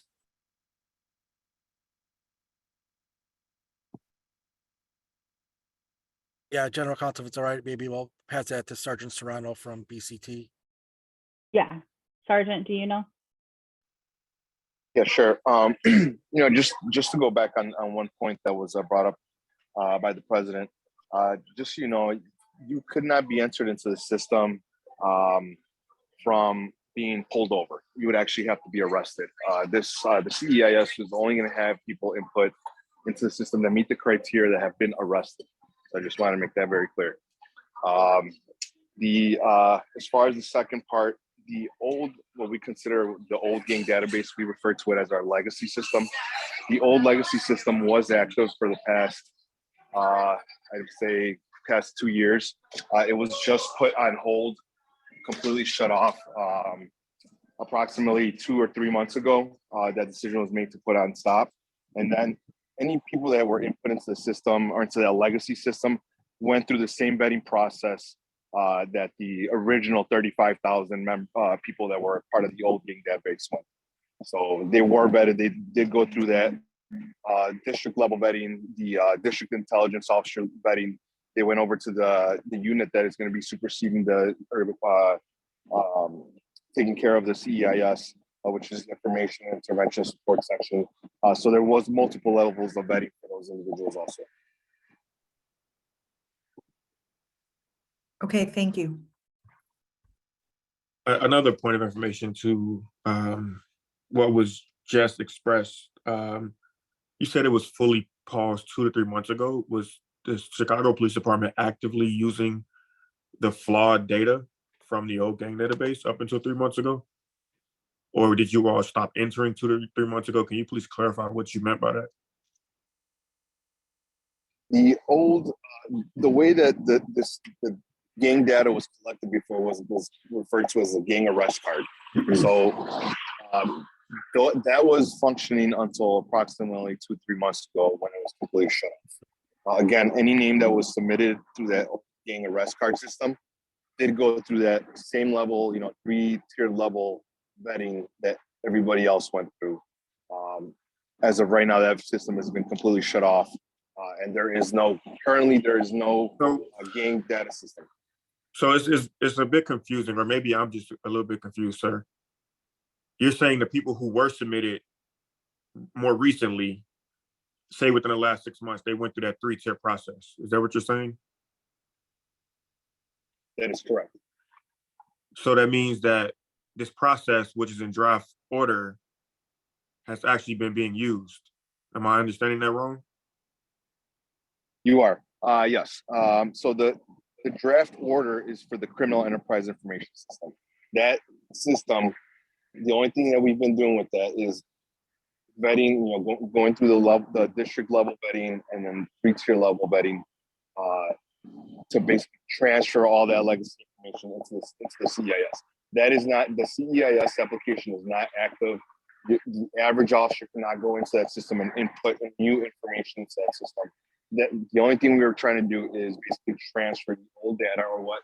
Okay, so the the three-tier system you're talking about just refers to vetting, not new people being added. That was how you scrubbed the names, correct? Correct, sir. Correct. Okay, got you. Understood now. So my question, to begin my questions, and I'll also say that I have a good amount of questions, so we can answer as briefly as possible. That gets to the substance of the question. That will be really helpful. Can you describe the people who vet the data, right? So and say that the new system was up and running, a officer arrests me and they begin the process of putting me into this database. What's the chain of command that it goes to before its final approval? Can you please list those folks? Are you talking about the information that was vetted from the old system into the new system, or are you talking about a new person to go in? Okay. The new policy. Mike, can you just go through the three levels? Yeah, sure. When the officer submits that entry, it first goes to their immediate supervisor, who is well aware of the activities of that officer. They do the same level of vetting. They look at the criteria and they would approve it based on their assessment of the information. Then it goes to the district intelligence officer, who then looks at it from the aspect of their training and expertise with the gang and the gang activity in the district. And then once it's vetted through them, then it goes to a lieutenant, who is the at the watch level in the districts. They are in command of that watch. They would then review under the same criteria and then approve it. And when they approve it, it becomes an active status in the system. Got it. So I used to live in the 9th district, right? So you're saying an officer from the 9th district pulls me over, arrests me, sorry. I get arrested in the 9th district. That officer begins the process of identifying me as a gang member. It then goes to that officer's immediate supervisor in the 9th district, who then goes to the district intelligence officer in the 9th district, which then goes into the watch commander of the 9th district. Is that correct? That's correct. Okay. Have you all considered having someone that is not a part of the same chain of command to vet this? And like, would you say it's a fair characterization to say that that would be sort of an example of the police policing the police? Do you get what I'm saying? It's the same people who are vetting this. So while it may seem like there's so much more oversight now, you're asking people who all work together on the same shift to vet each other's homework. I see where you're coming from, and I get that. And I think that's where the appeals process comes in. And that's why the appeals process is completely distinct from that originating unit. That's where the specific unit dedicated to managing the CEIS does that vetting with the information from our CPIC, from our gang investigations, from those. They look at that appeal and they make sure that there's no influence from the district from that end. And then separately, outside the department, that's why the appeal process goes through the police board process as well, if that first appeal doesn't get approved. So that's that separation I think that you're looking for, is through that appeals process. Thank you for that answer. I also think that if I'm wrongly put into a database, and then the onus now becomes on me to go through this process to get myself off, it'd be helpful if there were more checks and balances actually built into that. How much does it cost the department on an annual basis to maintain a new system? If you cannot provide an answer for the yet to be system, please give a cost of the old system. We'll have to get back to you on that. You don't know how much the old system costs? I don't think anybody on this call does. That's somebody else that we'd have to talk to, so we'll have to get that information back to you. Okay. This one may be better suited for the Inspector General to give a rundown on it, but it's my understanding that this proposed policy, which was drafted first in 2018, was a general order in 2018, 2019, and 2020. And for the vast majority of 2021, in November 2021, it was switched from a general order to a special order. Can someone please give specific information as to why this was switched from a general order to a specific order? Is there something that happened that made that? I don't think that's correct, President Driver. Lieutenant Capistanik, I believe when we spoke, you had said that this was a special order going back to 2004. Is that correct? Yeah, the gang card that it's replacing was a special order.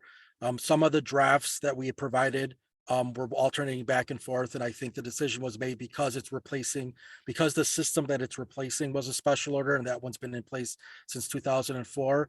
So it's replacing one system with another. So that's why there was the special order designation that it has now.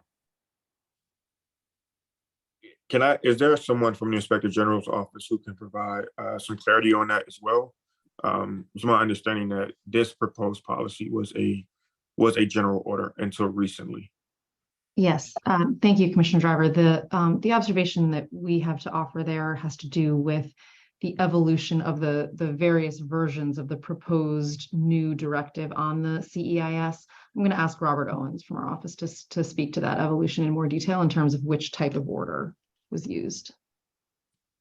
Thank you, Deborah. And yes, so Commissioner Driver, what the chronology you laid out as applied to the drafts of the directive known initially as a criminal enterprise database and the name changed to criminal enterprise information system is as you described. CPD published a draft version of this in April 2019, around the time of the release of OIG's first report. There were successive draft versions that was labeled as a draft and as a general order.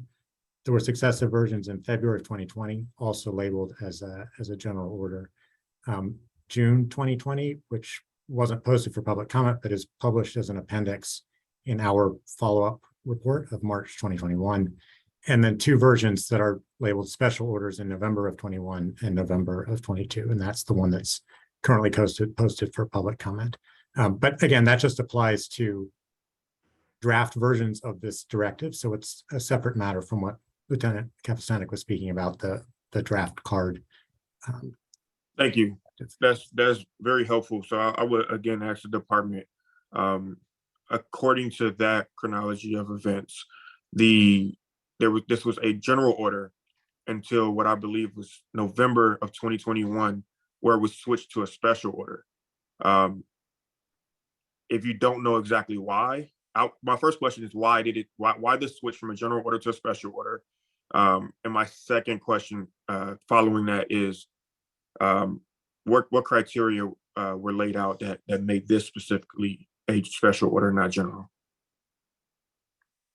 I can talk a little bit about the criteria. The criteria for general orders and special orders are outlined in a department policy. Our department directive system specifically identifies what are general orders, what are special orders, and the contents and the topics that we have in there.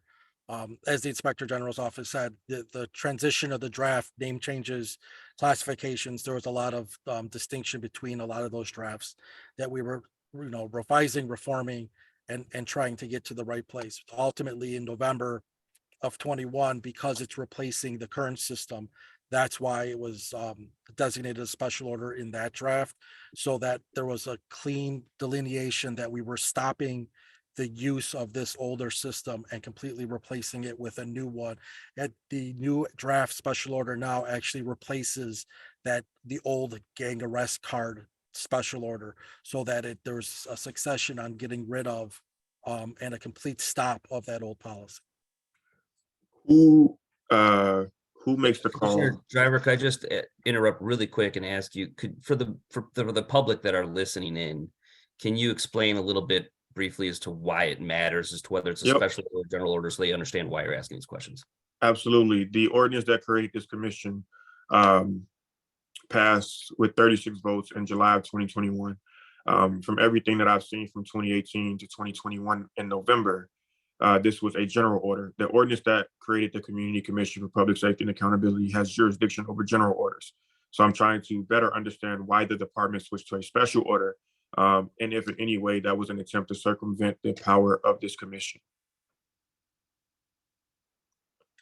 Which I would now just, I guess, I won't pose that question directly. What I will ask is who has the authority, who makes the call on what is a general order and what is a special order?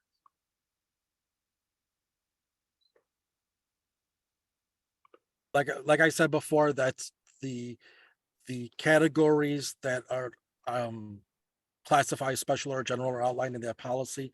All the policies we create go through our chain of command for review. They go to the highest Is it person in our. discretionary?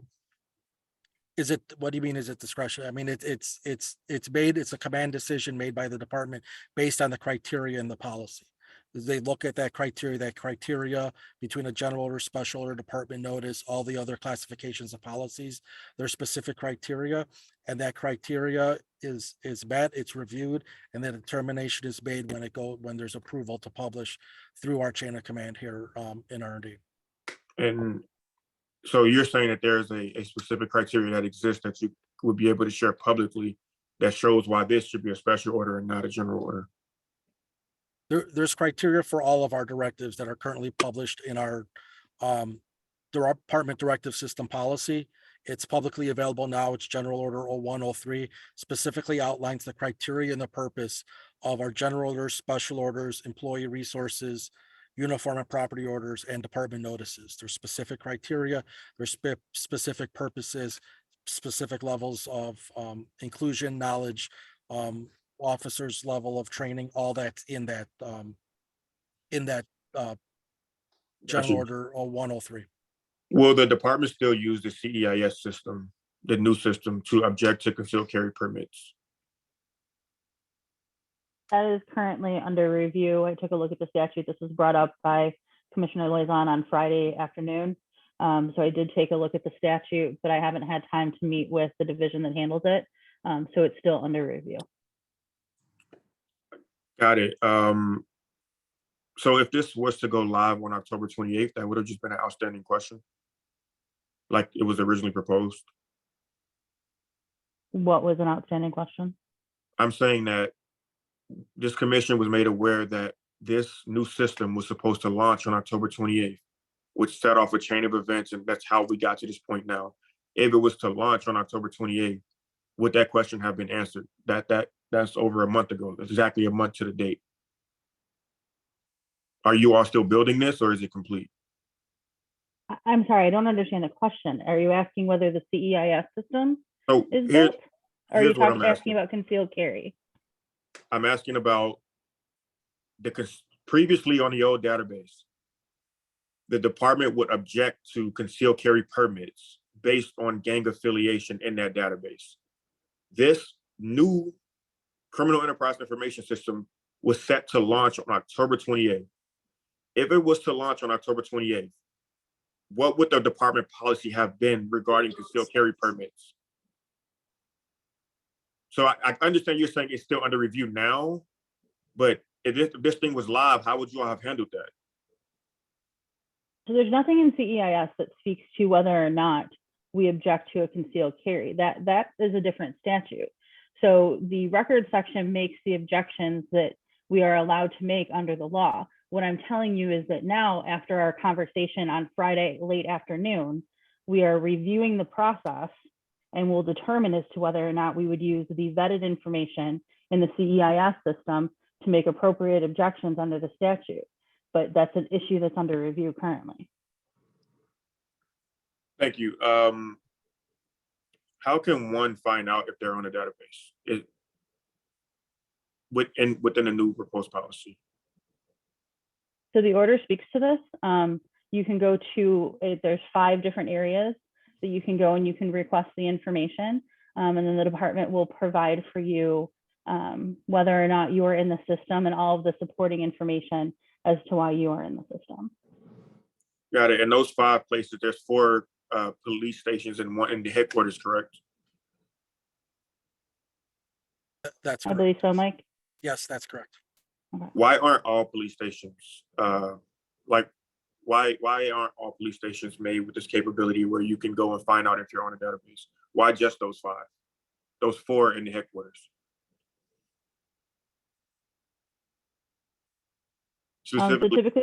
Typically we don't provide records at all police stations. It's just a personnel issue. But that certainly is, if that's a comment and criticism of CEIS, that's certainly something we can consider. Yeah, I think we should be cognizant and mindful of 1, Chicago winters, to people with disability who may not be able to travel great distances. So having more ways for people to find out if they're on this database is also helpful. Also, have you all explored using places that are not police stations for folks to find out if they're on this and to appeal this process?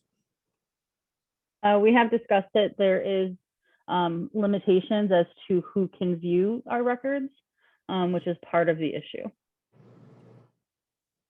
Got it. Will patrol officers have access to see this information during traffic stops if they run a license plate or run a driver's license?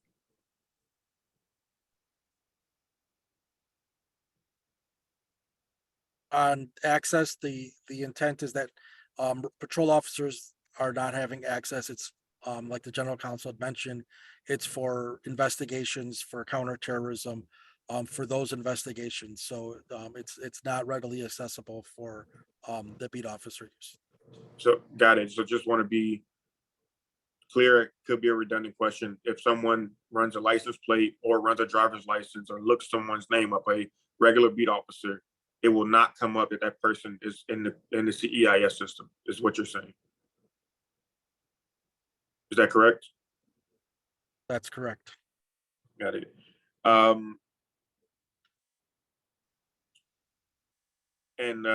Just two more questions. The policy indicates that tech like social media can be used to monitor and justify inclusion into the database. How will CPD be collecting that information?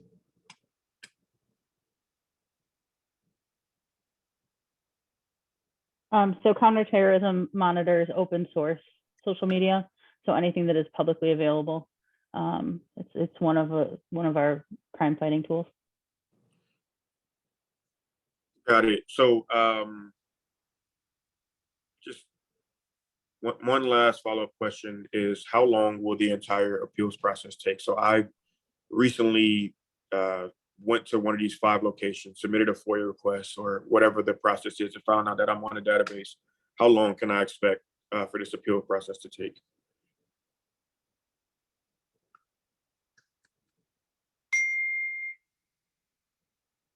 I apologize. I'm looking at the order. I believe it days. has. I believe it's time 90 limits. days. Yeah. 90. Okay, It's thank 90 you. days. Got it. I do have a number of other questions, but in the interest of time, we'll pass this off to another commissioner who would like to ask questions. Thank you. Thank you so much. Good evening. So I have a few questions for you all. One of my initial questions is, has a failure mode and effects analysis been performed on this process? If so, how can we get a report on the remediation plans as it relates to the failure modes within this process? I don't believe one has. So is there, I mean, because this is very sensitive information with all the concerns that have been raised, what is the, can we expect that one will occur prior to this even being approved and implemented? We don't typically do failure mode analysis. There's checks and balances in the system for the input, and we rely on that. But the failure mode analysis would address more than just the system, because as we're currently speaking about the parameters in which someone can be approved to be on the database, what are the failure modes to address that, to ensure however the information is being inputted is also not at risk of being leaked in any way? And even those with access to the system, what are the failure modes and remediation around their access and ensuring that that information is not leaked in those ways either? Because a failure mode does from beginning all the way through the end, not just the system aspect. Yeah, I'm aware of what it does. I'm not aware of any plan to do that, but it's certainly something we can consider. Thank you. Another question, how has, because we've talked a lot about how it can help in cases, and if, you know, someone has lost someone to murder or some sort of violence, how has the database historically helped as it relates to the clearance rates? Is there any data around that to support the benefit of the database and how it has addressed issues with the violence that we see in the city of Chicago, or even, murder rates, as was mentioned by you all? I'm sorry, we don't actually have somebody on from Bureau of Detectives, but I think that that's a really good question. So if you don't mind giving us a little bit of time, I think we can look and see what kind of information we can get back to you on, what data we can get back to you on that. Thank you so much. My next question, how are you all leveraging existing information and resources from larger bureaus like the FBI that already sort of keep tabs on this sort of information? One, as a means to save money, as well as sort of protect this information, because I haven't heard much about their databases being as compromised or, as we have seen with this one with CPD. So how are you all leveraging that? Because I know that resources are often shared when necessary. So how are we utilizing that as it relates to this so that we don't necessarily need one housed within CPD?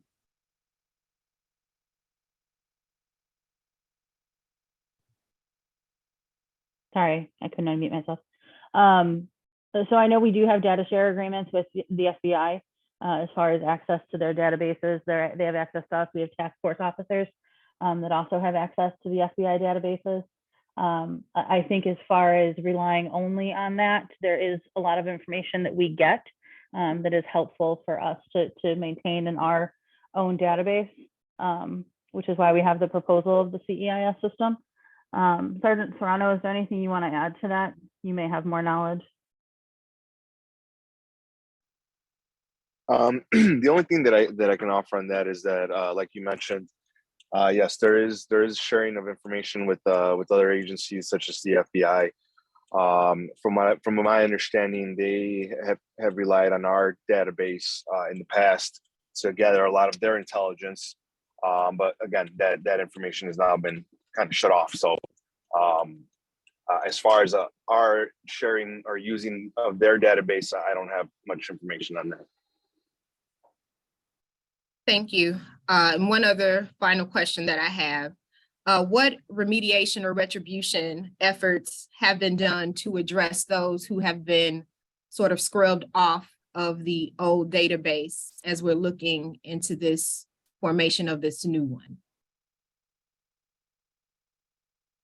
I think the shutting down of the old database, walling off the information so it can't be accessed, and then also adding a flag within the system to advise anybody who does have access to it that the information is not valid and should not be used is what we've done thus far. So have any contacts been made to those who have been scrubbed off or who have been negatively impacted? Are they able to come to CPD headquarters to request information to address anything that has negatively impacted them from being on this database and they shouldn't have been? Not that I'm aware of. Is there opportunity to have a conversation on how that could happen? Because as been mentioned, people have been, lost homes, jobs, access to a lot of different things. And so seeing how there has been error in a past system and now we're trying to move forward anew, there should be some level of retribution or remediation to address those folks who have been negatively impacted. I think we're certainly open to the conversation. Thank you. And just a quick point of information on one of the questions that I asked, you mentioned that beat officers will not have access to this information. Is that specifically written in the policy? I don't remember seeing that in the policy. But can you point me to that, please? Or is that in the policy? Is it specifically written that beat officers will not have access to this information? The intent is to use for investigations, and if it's not specifically outlined in the policy, that's something we can look at. So it's not in writing. I'd have to go look again at the policy to see exactly the language there, but if it's not Is there included anybody else specifically. on the call who can answer that question?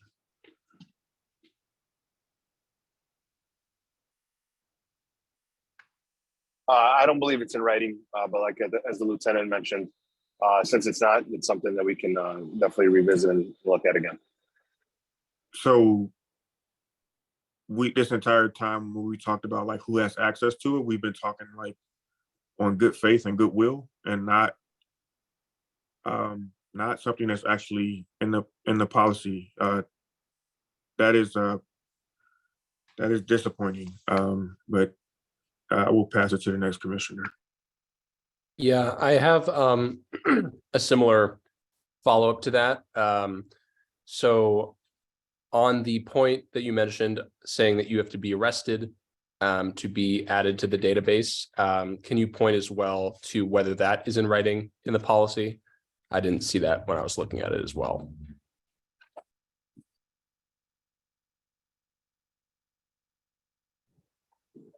I believe that is in the policy.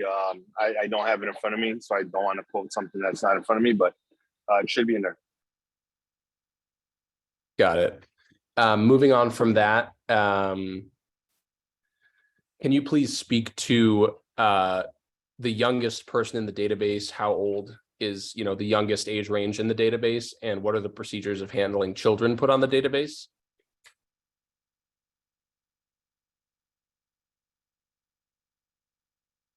I think we'd have to get back to you on that as far as the youngest person in the database. As far as criteria for handling juveniles, we have specific orders that that speak to that issue. I think that with respect to including a section in this order about juveniles, I think that's something we should take back and consider, because I think that's a good recommendation. Got it. And then speaking a bit to the numbers of people that have been on the database, we've thrown around a few numbers.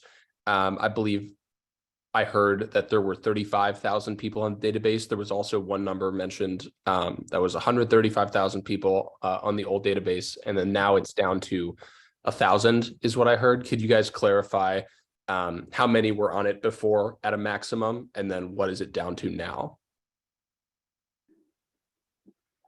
Okay, originally there were 35,091 people in the old gang database.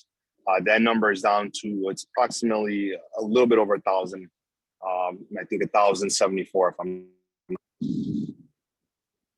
Gotcha. That is very helpful. Let's see. If somebody is found to be wrongfully on the database, are there any procedures for then checking the other people that were, maybe if there were other people that were assigned for being affiliated with that person, or if they were assigned as a group? Are there any kind of ripple effects if we find that one person was wrongfully assigned? Is there a procedure for investigating the people associated with that person if they were wrongfully put on as well? There's not, and we do have a limit as to what information we can publicly make available. So, for example, if I'm arrested and I'm put on the gang database or in the CEIS system, and I'm arrested with Lieutenant Kapistanik, I can't request his information for him. He would have to then request his information. Gotcha. And then there's no protocol for, I definitely understand that you wouldn't be able to see his information, but there's no protocol internally for basically saying, that we should double check you because he was wrongfully put on. There is not. Gotcha. Can you speak more to what the current disciplinary actions are for officers that misuse tools in this database, such as, we heard from the IG's presentation, officers that listed occupations as scumbag, et cetera? Sure. So when that information becomes known to the department, which it should be known, obviously, if there's a supervisor signing off on it, that supervisor would then have a responsibility under our orders to open what's called a complaint log. And then that would be it would go to either the Inspector General, COPA, or BIA to handle for the investigation. And then if it's found to be sustained, then there would be discipline warranted. That is a rule violation for an officer to do that. Gotcha. Is that visible to other people besides the supervisor? Because I'm just imagining, like, if somebody's bold enough, to put that on something that they know is viewable by the supervisor, they might suspect that that person is also fine with it. Is there any kind of like third party visibility or third party, ability to find that out? No, as far as somebody outside the department, I would say no, unless somehow the records were requested. We do give records quite frequently to the Inspector General if they are somehow made aware that there might be an issue and they make a request.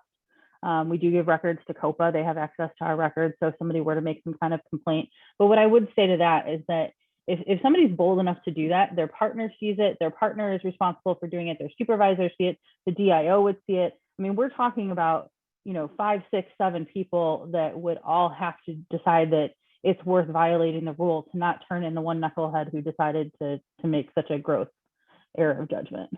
Gotcha. I would also be curious. I'm not sure if you guys, would have this on hand now. It's a pretty specific question, but if you have any examples of discipline that was, put forth to people that did that, I would love to see that afterwards, or if you know about that now. Yeah, we would have to look at that. That's pretty specific, but we're happy to look and get back to you. Gotcha.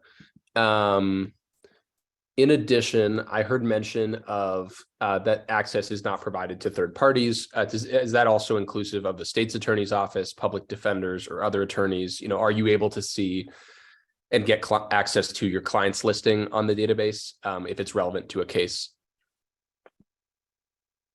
So I think we'd have to look at that. I mean, there are specific crimes that are charged. There's like an upgraded charge because of somebody's gang membership. So in those situations, we would have to provide that information to the state's attorney so that they could meet the burden for their case.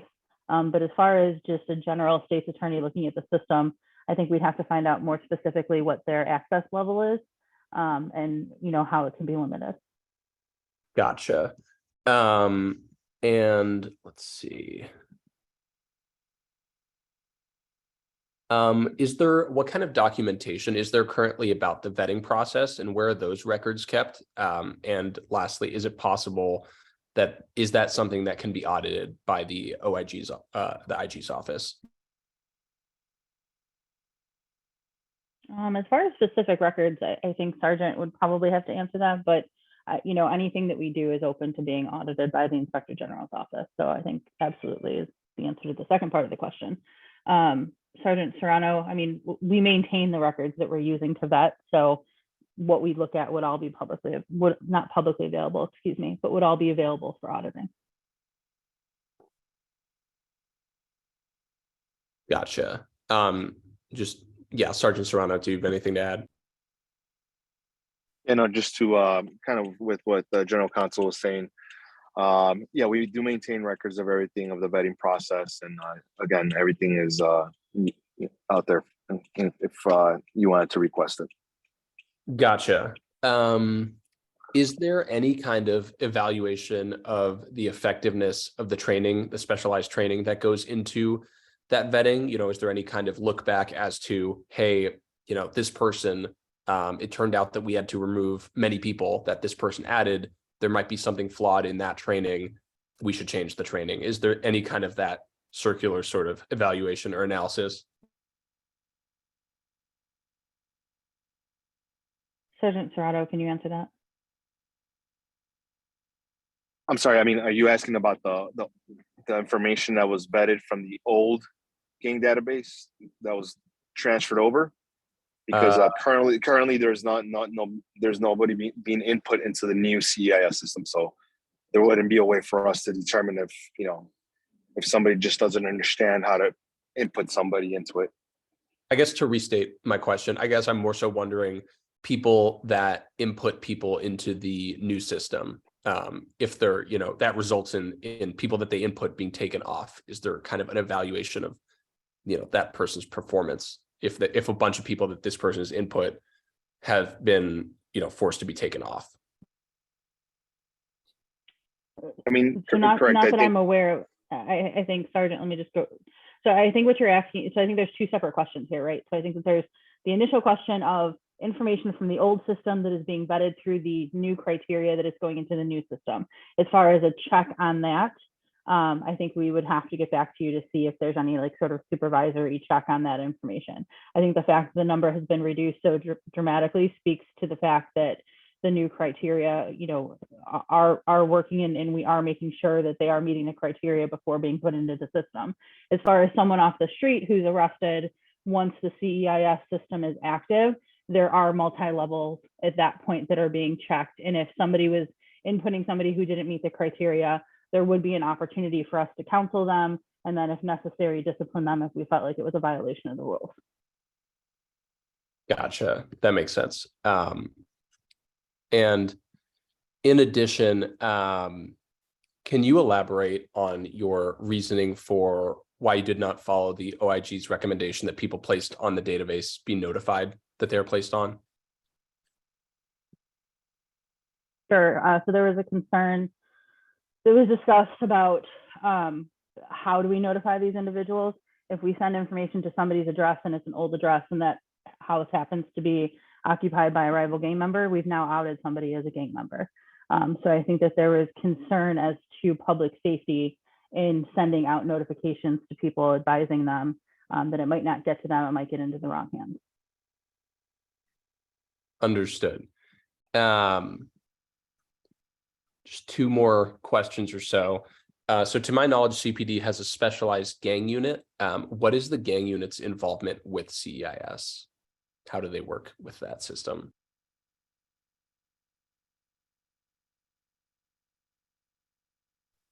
So I apologize. I don't think we have anybody on who can answer that question, but we're happy to get back to you if that's okay. Got it. Okay. And lastly, will the data contained in the new database be accessible to all law enforcement bodies who have access to data shared through the Crime Prevention Information Center? I think we would have to check and see what those data share agreements. Usually they're limited to certain databases. So I think we would have to look at that and then make a determination. That determination has not yet been made. Got it. If there's any other commissioner who wishes to ask questions, then my time is, I'm done with my time. Is it okay if I go? Go ahead, Commissioner Gomez. Cool. So I'm going to start with a few super specific questions for the department, and then I'm going to explain sort of a few. I'm going to explain a little bit more of where I'm going with this for the general public, because I know there's a lot of people that might get a little bit confused by my questions. Can someone tell me where the information and intervention support section live? In which of the bureaus of the department does it live?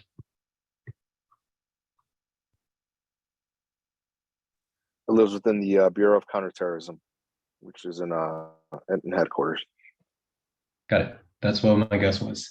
So Lieutenant Kapistanic pointed out to everyone a 3-tier system, or really a four-part system for how someone ends up in the database, right? First, there's an officer that makes a claim, that goes to the sergeant or the direct supervisor, then that goes to the district information officer. Is that right? The DIO? That's what DIO stands for? District Intelligence Officer. That's right, DIO. And then the lieutenant at the watch level, all within the district, all review that through the chain of command, correct? Now, the appeals process, you mentioned that it goes to the police board, but in the version of in the version of the policy, there's actually a step before that, before it goes to the police board. Can you tell us what that step is? Yeah, I mentioned that earlier, that the appeals process is a 2-step process. The first step goes to the Bureau of Counterterrorism group that manages the CEIS, and they do the same level of review and vetting to look at that appeals process. Got it. Yes. So this is going to get a little analog, but I think it's important for the people in the public to understand this, because this makes sense to me because I have an organizational chart in my hand, but it doesn't make sense to someone who doesn't have one in their hand. If this is the Bureau of Patrol, right? This is where everyday patrol officers live. The 4 first steps all occur inside of this bureau, the district level stuff. So the lieutenant, the district intelligence officer, the sergeant, and the original officer all exist within this bureau, correct? These are your everyday officers. If an appeal happens, and I'm asking, can someone clarify that I'm correct? Yeah, you're correct. Okay, this is from September 2007.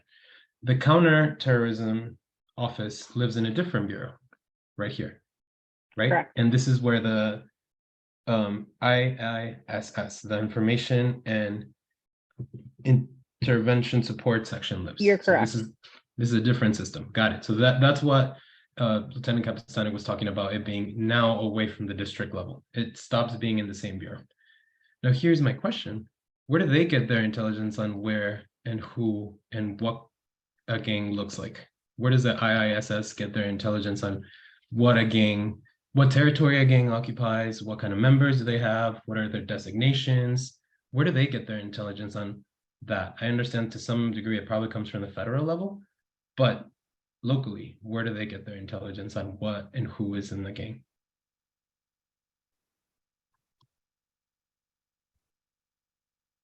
So I think, first of all, when they're evaluating it, whether or not somebody is making an appeal, what they're looking at is the information that was provided by the patrol officers, the different specific criteria. They're looking for body worn camera. They're looking for, you know, things that are supported by, you know, documentary evidence. So that's what they're looking at. As far as their information on gangs, I think that, you know, there's a lot of work that the department does to share information amongst not only districts, but then up to counterterrorism, as far as, you know, what gangs are in, what different borders are, what different factions. There's a lot of different gang factions. Like, that's information that is learned from officers who have boots on the ground, who then share that information, and it's then vetted to ensure, perhaps federally, that it's correct. Correct. I think you're right. So for example, the district intelligence bulletins, right? Those some of the things that are used to determine what territory a gang occupies, or like a gang audit that's done at the district level. Are those things that are used by the IIS, or that could be used by the IISS? I'm not sure what's currently being used. Okay, but I think your point is right, and I think this is something that, again, I don't know, and I'm not necessarily hearing that you all know, but it seems like the people that are giving information to IISS, which lives in counterterrorism, come from the district level, right? So in some way, if I'm at the IISS and I get an appeal that says, forget the procedural violations of like, oh, that camera didn't catch me at the right angle, or like whatever happened procedurally was violated. Think about the information. If I am the IISS, part of the information that I need to use to assess whether or not this person is in a gang or not comes from the district, the same district that originated the allegation that I was in a gang. And I think that, in a way, is two places having the same source of information to try to verify whether or not someone is in a gang. And then me, as a person making an appeal, I wouldn't be confident enough to say, oh, I know that at least there's two different parts of the department getting different information to verify whether or not I am in a gang. Does that make sense? Is my concern being understood? Yeah, I think we understand your concern, and we'll take that into consideration. Yeah, okay. One other question that I have on that, I think I understand that you said that you don't know how much it costs to maintain the gang database.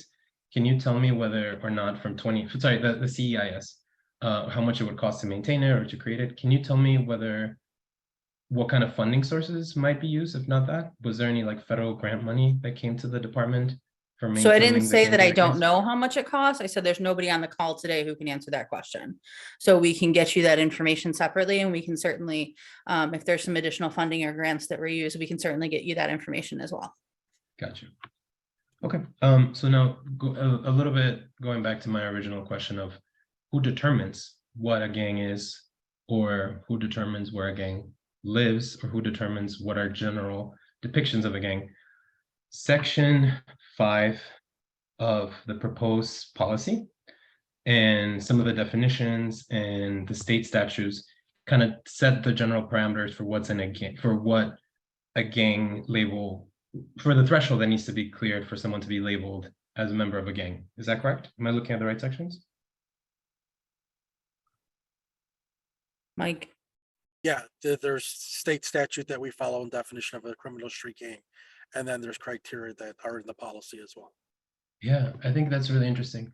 One of the concerns that we heard from community members today was, and you can see, I don't know if you can see them still, but I was looking at them in the question and answer, is whether or not hate groups would classify as gangs. Would a hate group classify as a gang? I have to look at the statute again, but my understanding of the statute is no, but we can look at it again, certainly. Okay. I think that's my understanding of the policy. And I don't know about the statute, but my understanding of the policy is that you're right, it wouldn't, based on, again, the statute and the policy interaction.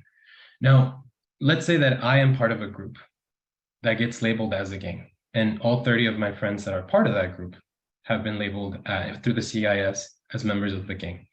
I understand my ability as an individual to appeal, and I understand the process. Again, it goes, I can go to the IISS, right, in the Counterintelligence Bureau to appeal that. If I disagree with that, I can go to the police board, right? But what happens when 30 more of my friends, after the 30 that were already in a gang, get labeled as a gang? Is there a way for an association, a group, to challenge whether or not they are a gang? Because I think it's not just the right to privacy that I think I'm concerned with when it comes to being designated in a gang database, but also the right to association, right? And I think as law enforcement, you all understand that that's a really important thing that we need to protect people's right to, right? The right to association, something really integral to whatever it is that some of the rights that we want to protect. Is there a vision? Is there a part of the policy that would say, that would allow me as a member of this group or a group to challenge my designation of my group's designation as a gang? Is my question clear? It is clear that there's not at this time, but you also have to understand that as an agency, we have requirements as to what information we can divulge to other people, and we do have to respect individuals' privacy rights. So I cannot, as I explained before, give you information that is somebody else's private information, right? That we have to respect that person as well. Now, if all 30 of you want to come in and all 30 of you want to make your request, and part of your appeal is that your group should not be labeled as a gang, that would obviously be considered as part of the appeal. But I'm not necessarily thinking about it as like, what if I want to say the label, I am part of whatever you labeled me in, but what you labeled me in is not a gang. Do I need 30 of my friends that are all in that gang to say, we're not a gang? No, that Or would be can part I of your myself appeal. And so then would that appeal entail you clearing that designation of the gang from the CEIS? It would depend on what the designation was, what the group was, and whether there was a determination made. If there is a determination made that it should not be it should not be a gang as defined by Illinois law and as defined by our order, then yes. Okay, that's helpful to know. And is the IISS making that determination, or who's making that determination? They are the first level of appeal, and then it would go to the police board. So the police board can actually say, this is not a criminal enterprise, and can then direct the department to erase all the information labeled under that criminal enterprise. Like it can actually delete all the people that are in that criminal enterprise label from the database. I don't know that the second part of your question is correct. I think that they can handle the appeal that's in front of them. And if part of their decision is that something is not a criminal enterprise as defined by the order, we would then have to take that into consideration about how the department's going to move forward. Okay, I think just as a general like process point, and I hope the commissioners and I think just in terms of fairness to anyone that has an appeal process and succeed at appealing, right? I think that would be something worth considering. And I think something that maybe should have been considered from the beginning, because that's kind of what happens in courtrooms, right? If a determination is made that there was one individual mistake made because something that was labeled as a gang is not actually a gang, then me as someone who doesn't know that I'm in the CEIS deserves the right to get my name erased from that. Does that make sense?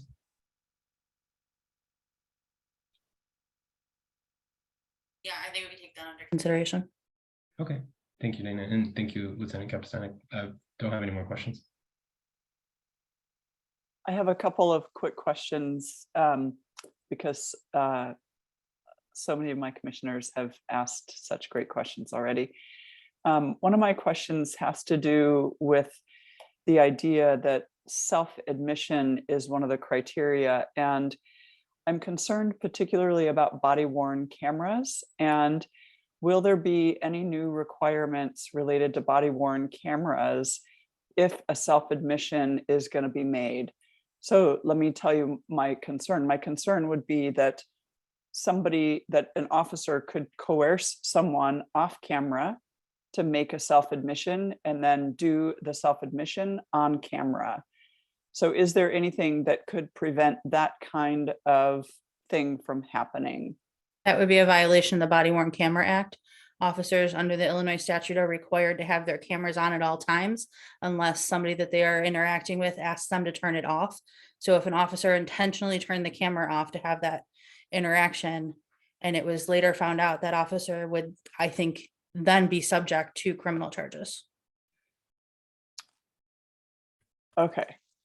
So, I mean, we've seen examples of, even in the videos that are shown publicly, where officers have their cameras off for a bit of time. So I guess I don't understand completely how that works if turning off a camera. I mean, I think at one point when I asked that question last year, I was told that there aren't enough cameras and not enough money, and there were a variety of answers to that as to why officers were allowed to have their cameras off part of the time. So I'm going to take it on good faith that what you're saying is true, that if someone only has their camera on part of the time, that they would then be held up to the consequences. So I appreciate that answer. And my next question is one actually that somebody asked, which is a concern that I had as well. I think a lot of people have spoken to the fact that notification of being on the database in a proactive way is what most people in the public would like to have happen. Your response about how if you do that, somebody changes the address, then somebody could find out that somebody's in a gang. Aren't there a multitude of ways that people could be informed that they need to contact the police department without saying anything about it? And so couldn't you, in fact, send a letter that doesn't say, hey, we've identified that you're in a gang and this is the gang we have you in? Couldn't you simply send a notification that says, you need to contact CPD, here's where you can contact us, we have information, whatever. Like, isn't there some way to do it where you're not gonna out someone as a gang member that would still go along with what the public is asking for, which is that people actually get notified that they're in it? I mean, I think that could cause more. I mean, you're getting a letter from the police department saying we have information about you, please contact us. I think that could cause some level of alarm, but I think it's something that we could consider. I mean, we did talk about this in detail. I think that there is a very serious concern the department has about notifying somebody about a rival gang member, and then we have a death on our hands. And I think that that's a very, very serious concern that we have to consider. And is that because you think gangs don't know who are in other gangs? That's not what I said. I think that it's important that if we're going to send a letter stating that Dana O'Malley is a member of this gang and it goes to a rival member's house, I think that there's a certain amount of harm that the department is actively doing that we do not want to do. I understand that, yeah, and I would agree with that. And so that's where I think the question about, aren't there other ways to do that where somebody could still be alerted and then take some steps, as opposed to, some people aren't even going to know that there's a new system that's being launched and aren't going to know the process for how to check if they're even on it. So again, the key being very proactive with it without revealing people's identity or, doing the harm that you're concerned about. It seems like there's a middle way there somewhere. Sure, and I think the department does need to do better communication on this directive. If it gets to the point where it's being rolled out, I think that's something that we have talked about internally, about how do we communicate this to people? How do we make sure people understand that there is an appeal process and what that appeal process is? So I think that that's something that we need to make sure we get right once this does get rolled out. Beth, if you don't mind me just quickly interjecting, we just have some other, suggestions in the Q&A, like certified mail, or maybe giving a call to the house and saying, who is this? And then they confirm their name, and then you could tell them, or, just to your point about there being potential middle grounds. Yeah, I think a lot of that was considered. We did talk about certified mail. The risk is I get certified letters all the time that they don't wait for my signature. It's dropped off. I think there's privacy issues that are there, but certainly, it's nothing is beyond conversation, right? I think that we are working with a lot of really smart people here who have really good suggestions and really good thoughts. And I think that that's what is good about this process, is getting that input from you to see what more we can do and where we can take this policy. Yeah, and there was also just a really good suggestion in the chat that at the point of arrest, maybe that's when the officer gets the ball rolling. If they're going to be, putting them up for inclusion in this database, maybe that's when the officer alerts the person directly that that's the case, and then the person then at least has the opportunity to follow up. Yeah, that's not a bad suggestion. That's something we can certainly talk about.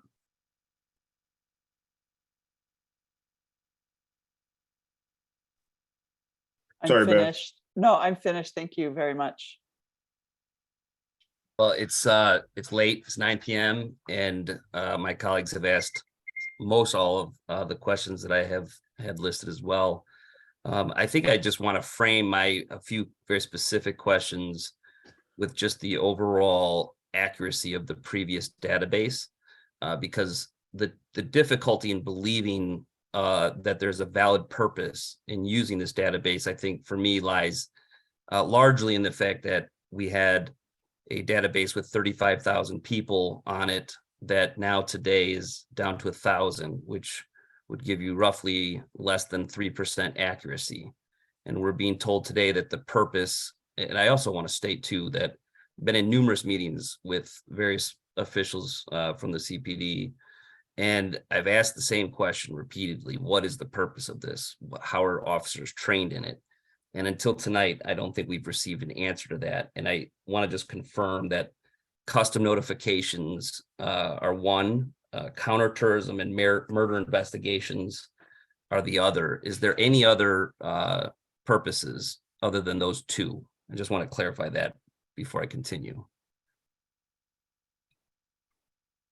I will say, I think you're well aware of this. I mean, there are crimes that get charged specifically because of gang inclusion.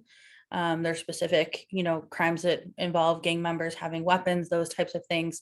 So when we're saying investigation, it's not just murder investigation. It goes to specific crimes also that is a considered factor. So that on that issue, then, does CPD intend or believe that the state's attorney's office can introduce that the fact that somebody is on a gang database is actually evidence sufficient to prove that element of that crime? No, I think that the state's attorney could introduce the information that was gathered by the police officers for inclusion. So the different factors. So the body worn camera of self-admission, or, the other criteria that's listed, the evidence that they have to prove those criteria, that's what the state's attorney would submit. I think that goes along with my larger objection to the entire database, which is that crime is committed by people at a specific time, at a specific place, and that there needs to be evidence, eyewitness testimony, physical evidence, video, audio, that actually proves beyond a reasonable doubt that somebody was there at that time and location to have committed that crime. And in this, in your example of crimes that are related to gang affiliation, that evidence still needs to be produced in real time through other means. And it goes to question the validity then of why we even have a database when that investigation needs to occur, especially given the risks that we already are associated with the database, given the civil liabilities, the misuse of it, denying people FOID cards, employment, CDL license, etc. But just generally speaking, to harassment in Black communities and Latino communities. And when we say that this database has a valid purpose for either custom notifications or investigation, and it sounds to me like it's not being used for introducing evidence at trial, we're saying this based upon the previous database having, if I were an officer just a year ago, and I would go to this database to help my investigation, I would have a less than 3% chance of it being even a valid lead, that this would bring me anywhere near to that specific date, time, and location of this crime.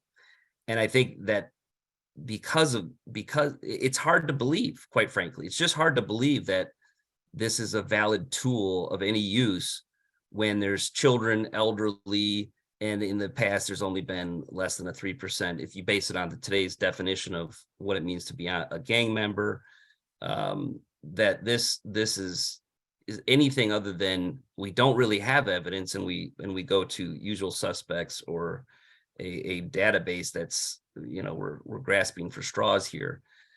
My specific questions are, what are the demographic makeup of the now 1,000 people that have been determined to be a gang member in Chicago? Do you have the demographic makeup of them? No, we don't have that with us tonight. We can get that back to you.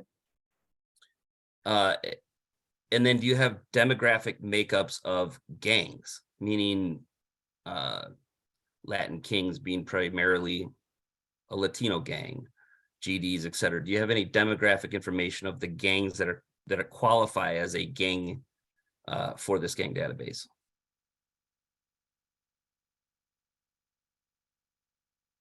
I mean, I'm sure we have makeup of gangs. We include gang territory, gang colors, those types of things.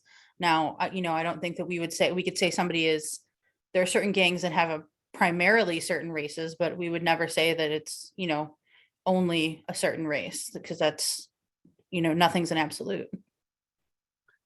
Understood.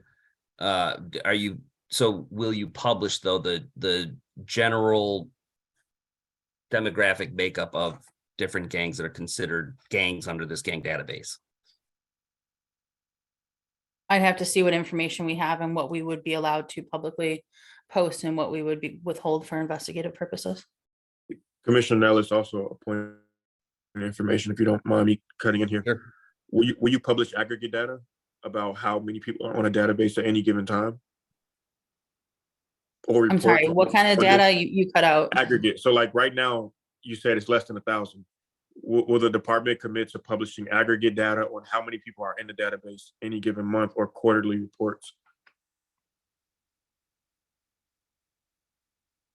Is it still hard to hear me? Yeah, no, I got you. I'm sorry. Okay. Yeah, I think the intent of the department is to have dashboards with that information that's publicly available. If we can get that written in the policy also, I think we're past the point of intent now. Thanks, Commissioner Nellis. I would add to your point, Commissioner Driver, about adding data, whether it's quarterly or otherwise reported, about numbers of people removed from the database as well at any given time. I believe that's also part of the dashboard that's being drafted. President Driver, I have one follow-up question to Commissioner Nellis's questioning. Should be quick. Can you say something about why hate groups are not going to be considered gangs? I didn't say it was not going to be considered. I said I'd like to look at the statute to determine whether or not it would be included. And then that's something we can certainly take back. Okay, thanks for the clarification. And I had a follow-up actually on that point as well. if one of only two purposes is investigation, it's not for evidentiary purposes. If it's only for investigation, then I think why wouldn't a database that tracks affiliations with hate groups be an investigative, useful tool? I said we would consider that, so we'll take that back. As of today, are any hate groups a part of what's being tracked in the gang database? I don't believe so.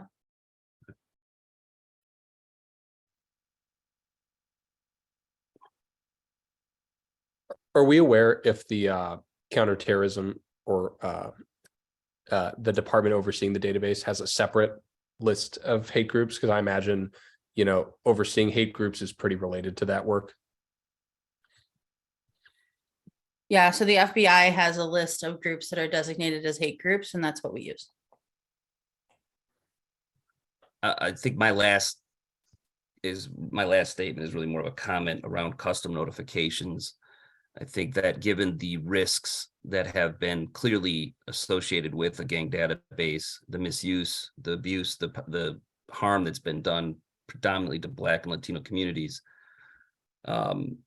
there are better ways of intervening in gang conflicts. So I'm specifically referring to these custom notifications that community members and community agencies who employ street outreach teams have far better knowledge, quite frankly, of the dynamic in the neighborhood, who's who and who's what. And those groups, I think, are far more suitable to saving lives, increasing the community's involvement in this, decreasing the system's policing's involvement in it, particularly given that that information has we already know, I mean, it's a fact, has created substantial harm to communities of color.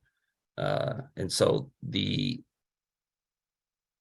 I also, I have to say, my experience as a criminal defense lawyer here, I find it hard to believe that the primary reason and purpose of this gang database is for the safety of gang members.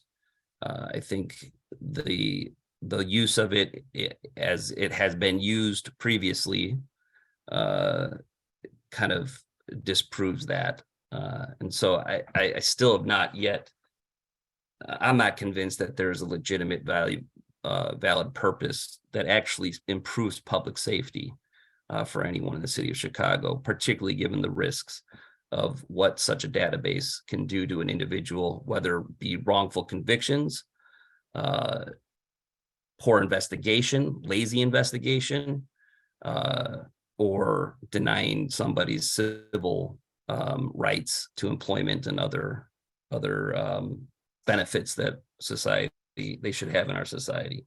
So I think with that, I think we've asked all of our questions, at least from the list that I have. If I can go back to something that President Driver mentioned, you raised concern about our intent on the dashboard, and we should put it in the order. It is in the order. It is on page 10, section 9E2C.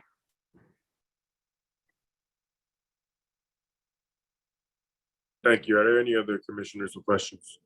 Yeah, I have two quick data questions, really quick. One is for OIG. I know that you mentioned the numbers of people who were on the previous gang database. Can you give specific percentages of the demographics of that? We can, and I should say that there's been a lot of discussion here tonight about the old gang database. In fact, what our 2019 report found is that there was not a unified database, but rather there were at least 18 separate records and systems of records in which CPD stored gang affiliation information. We looked at information recorded on gang arrest cards identified by the department as the best verified source of gang affiliation information. We found 134,000 individuals designated in gang arrest cards as gang affiliated. I think the question remains open in my mind, which subset, which 34,000 person subset of that larger population has been vetted for inclusion going forward. But specifically in answer to your question, Commissioner, we looked at, we identified 134,000 people identified as gang affiliated in gang arrest cards. Of that 134,000, 95% of them were people of color. Black and Latino males accounted for nearly 92% of the designated individuals. What was the Black and Latino breakdown?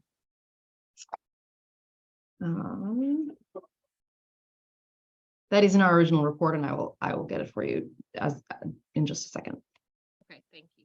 And the second question that I have, in the scrubbing of the database, was there any involvement with those who may be deceased, and how will that play out in the database going forward?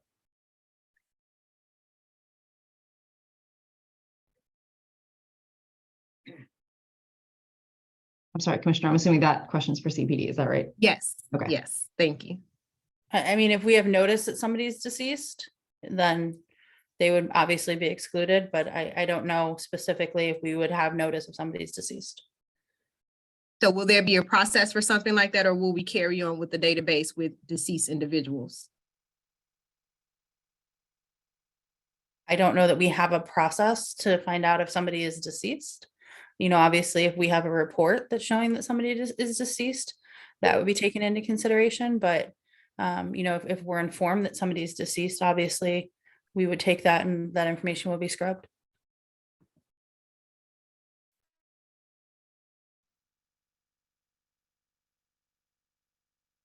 I'm waiting for you. I see Inspector General, you ready to say? Yes, thank you. I apologize, Commissioner. Just to go back to your question on the demographic breakdown of that 95%, in the 134,000 person population we reviewed, 70% of the designated individuals were Black, 25% of them were Latino.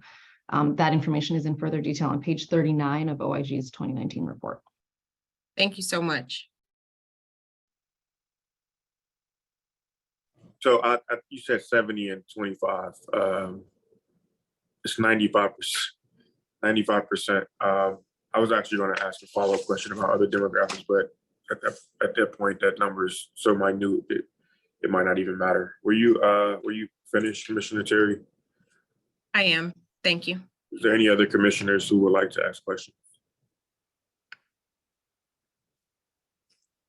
Can I just add one last statement regarding gang evidence? It's very rarely admissible evidence at trial because it's so highly prejudicial in nature that if state's attorneys and police were able to introduce that into evidence, that the fear is that judges and juries, rightfully, the fear is that judges and juries would convict just solely because they proved gang membership, not because they actually had any good evidence tying them to a specific time, date, and location. And the law is very clear that it's very highly prejudicial. It's highly prejudicial to introduce that into a trial. And so, you know, I tie that to just generally speaking, the criminalization of young Black and Latino men and women in our city and really across the nation. And this to me is just another tool for criminalizing young Black people and young Latino people. And I don't think, I at least appreciate that tonight was the first night, at least that I've been in a meeting, where somebody has attempted to share why we have this database and how police will be trained to use it. That literally has not been answered up until tonight, at least in my presence. But the only two reasons of investigative purposes and custom notifications, I think far are outweighed by the harm and the risks associated with this database.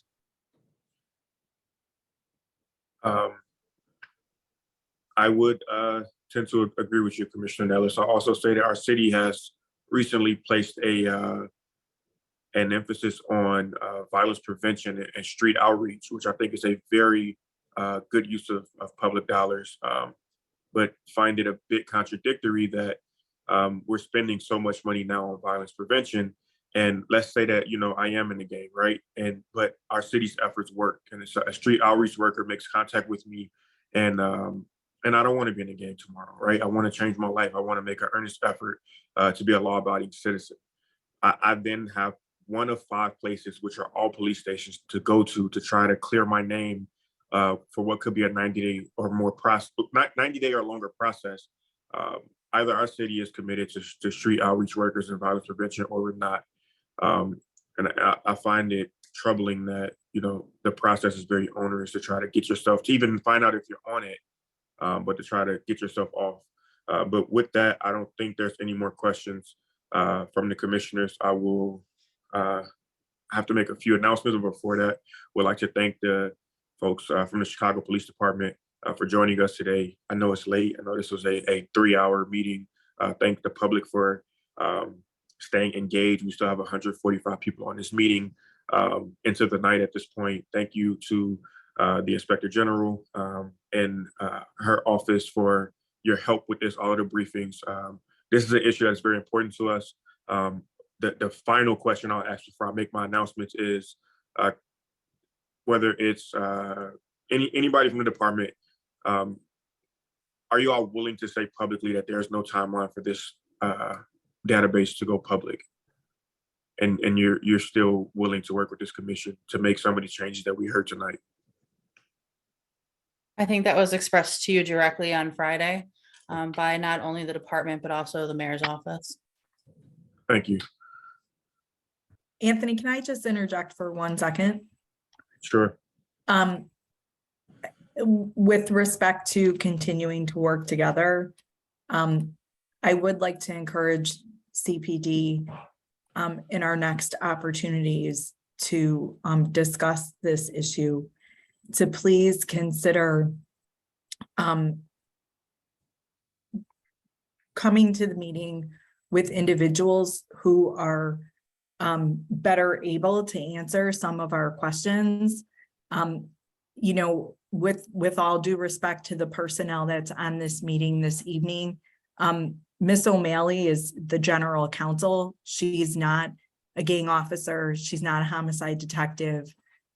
It's extremely difficult for a person in her position, I think, to adequately represent investigative information or law enforcement related techniques that involve gang activity and what is going on in the street. That's not her job.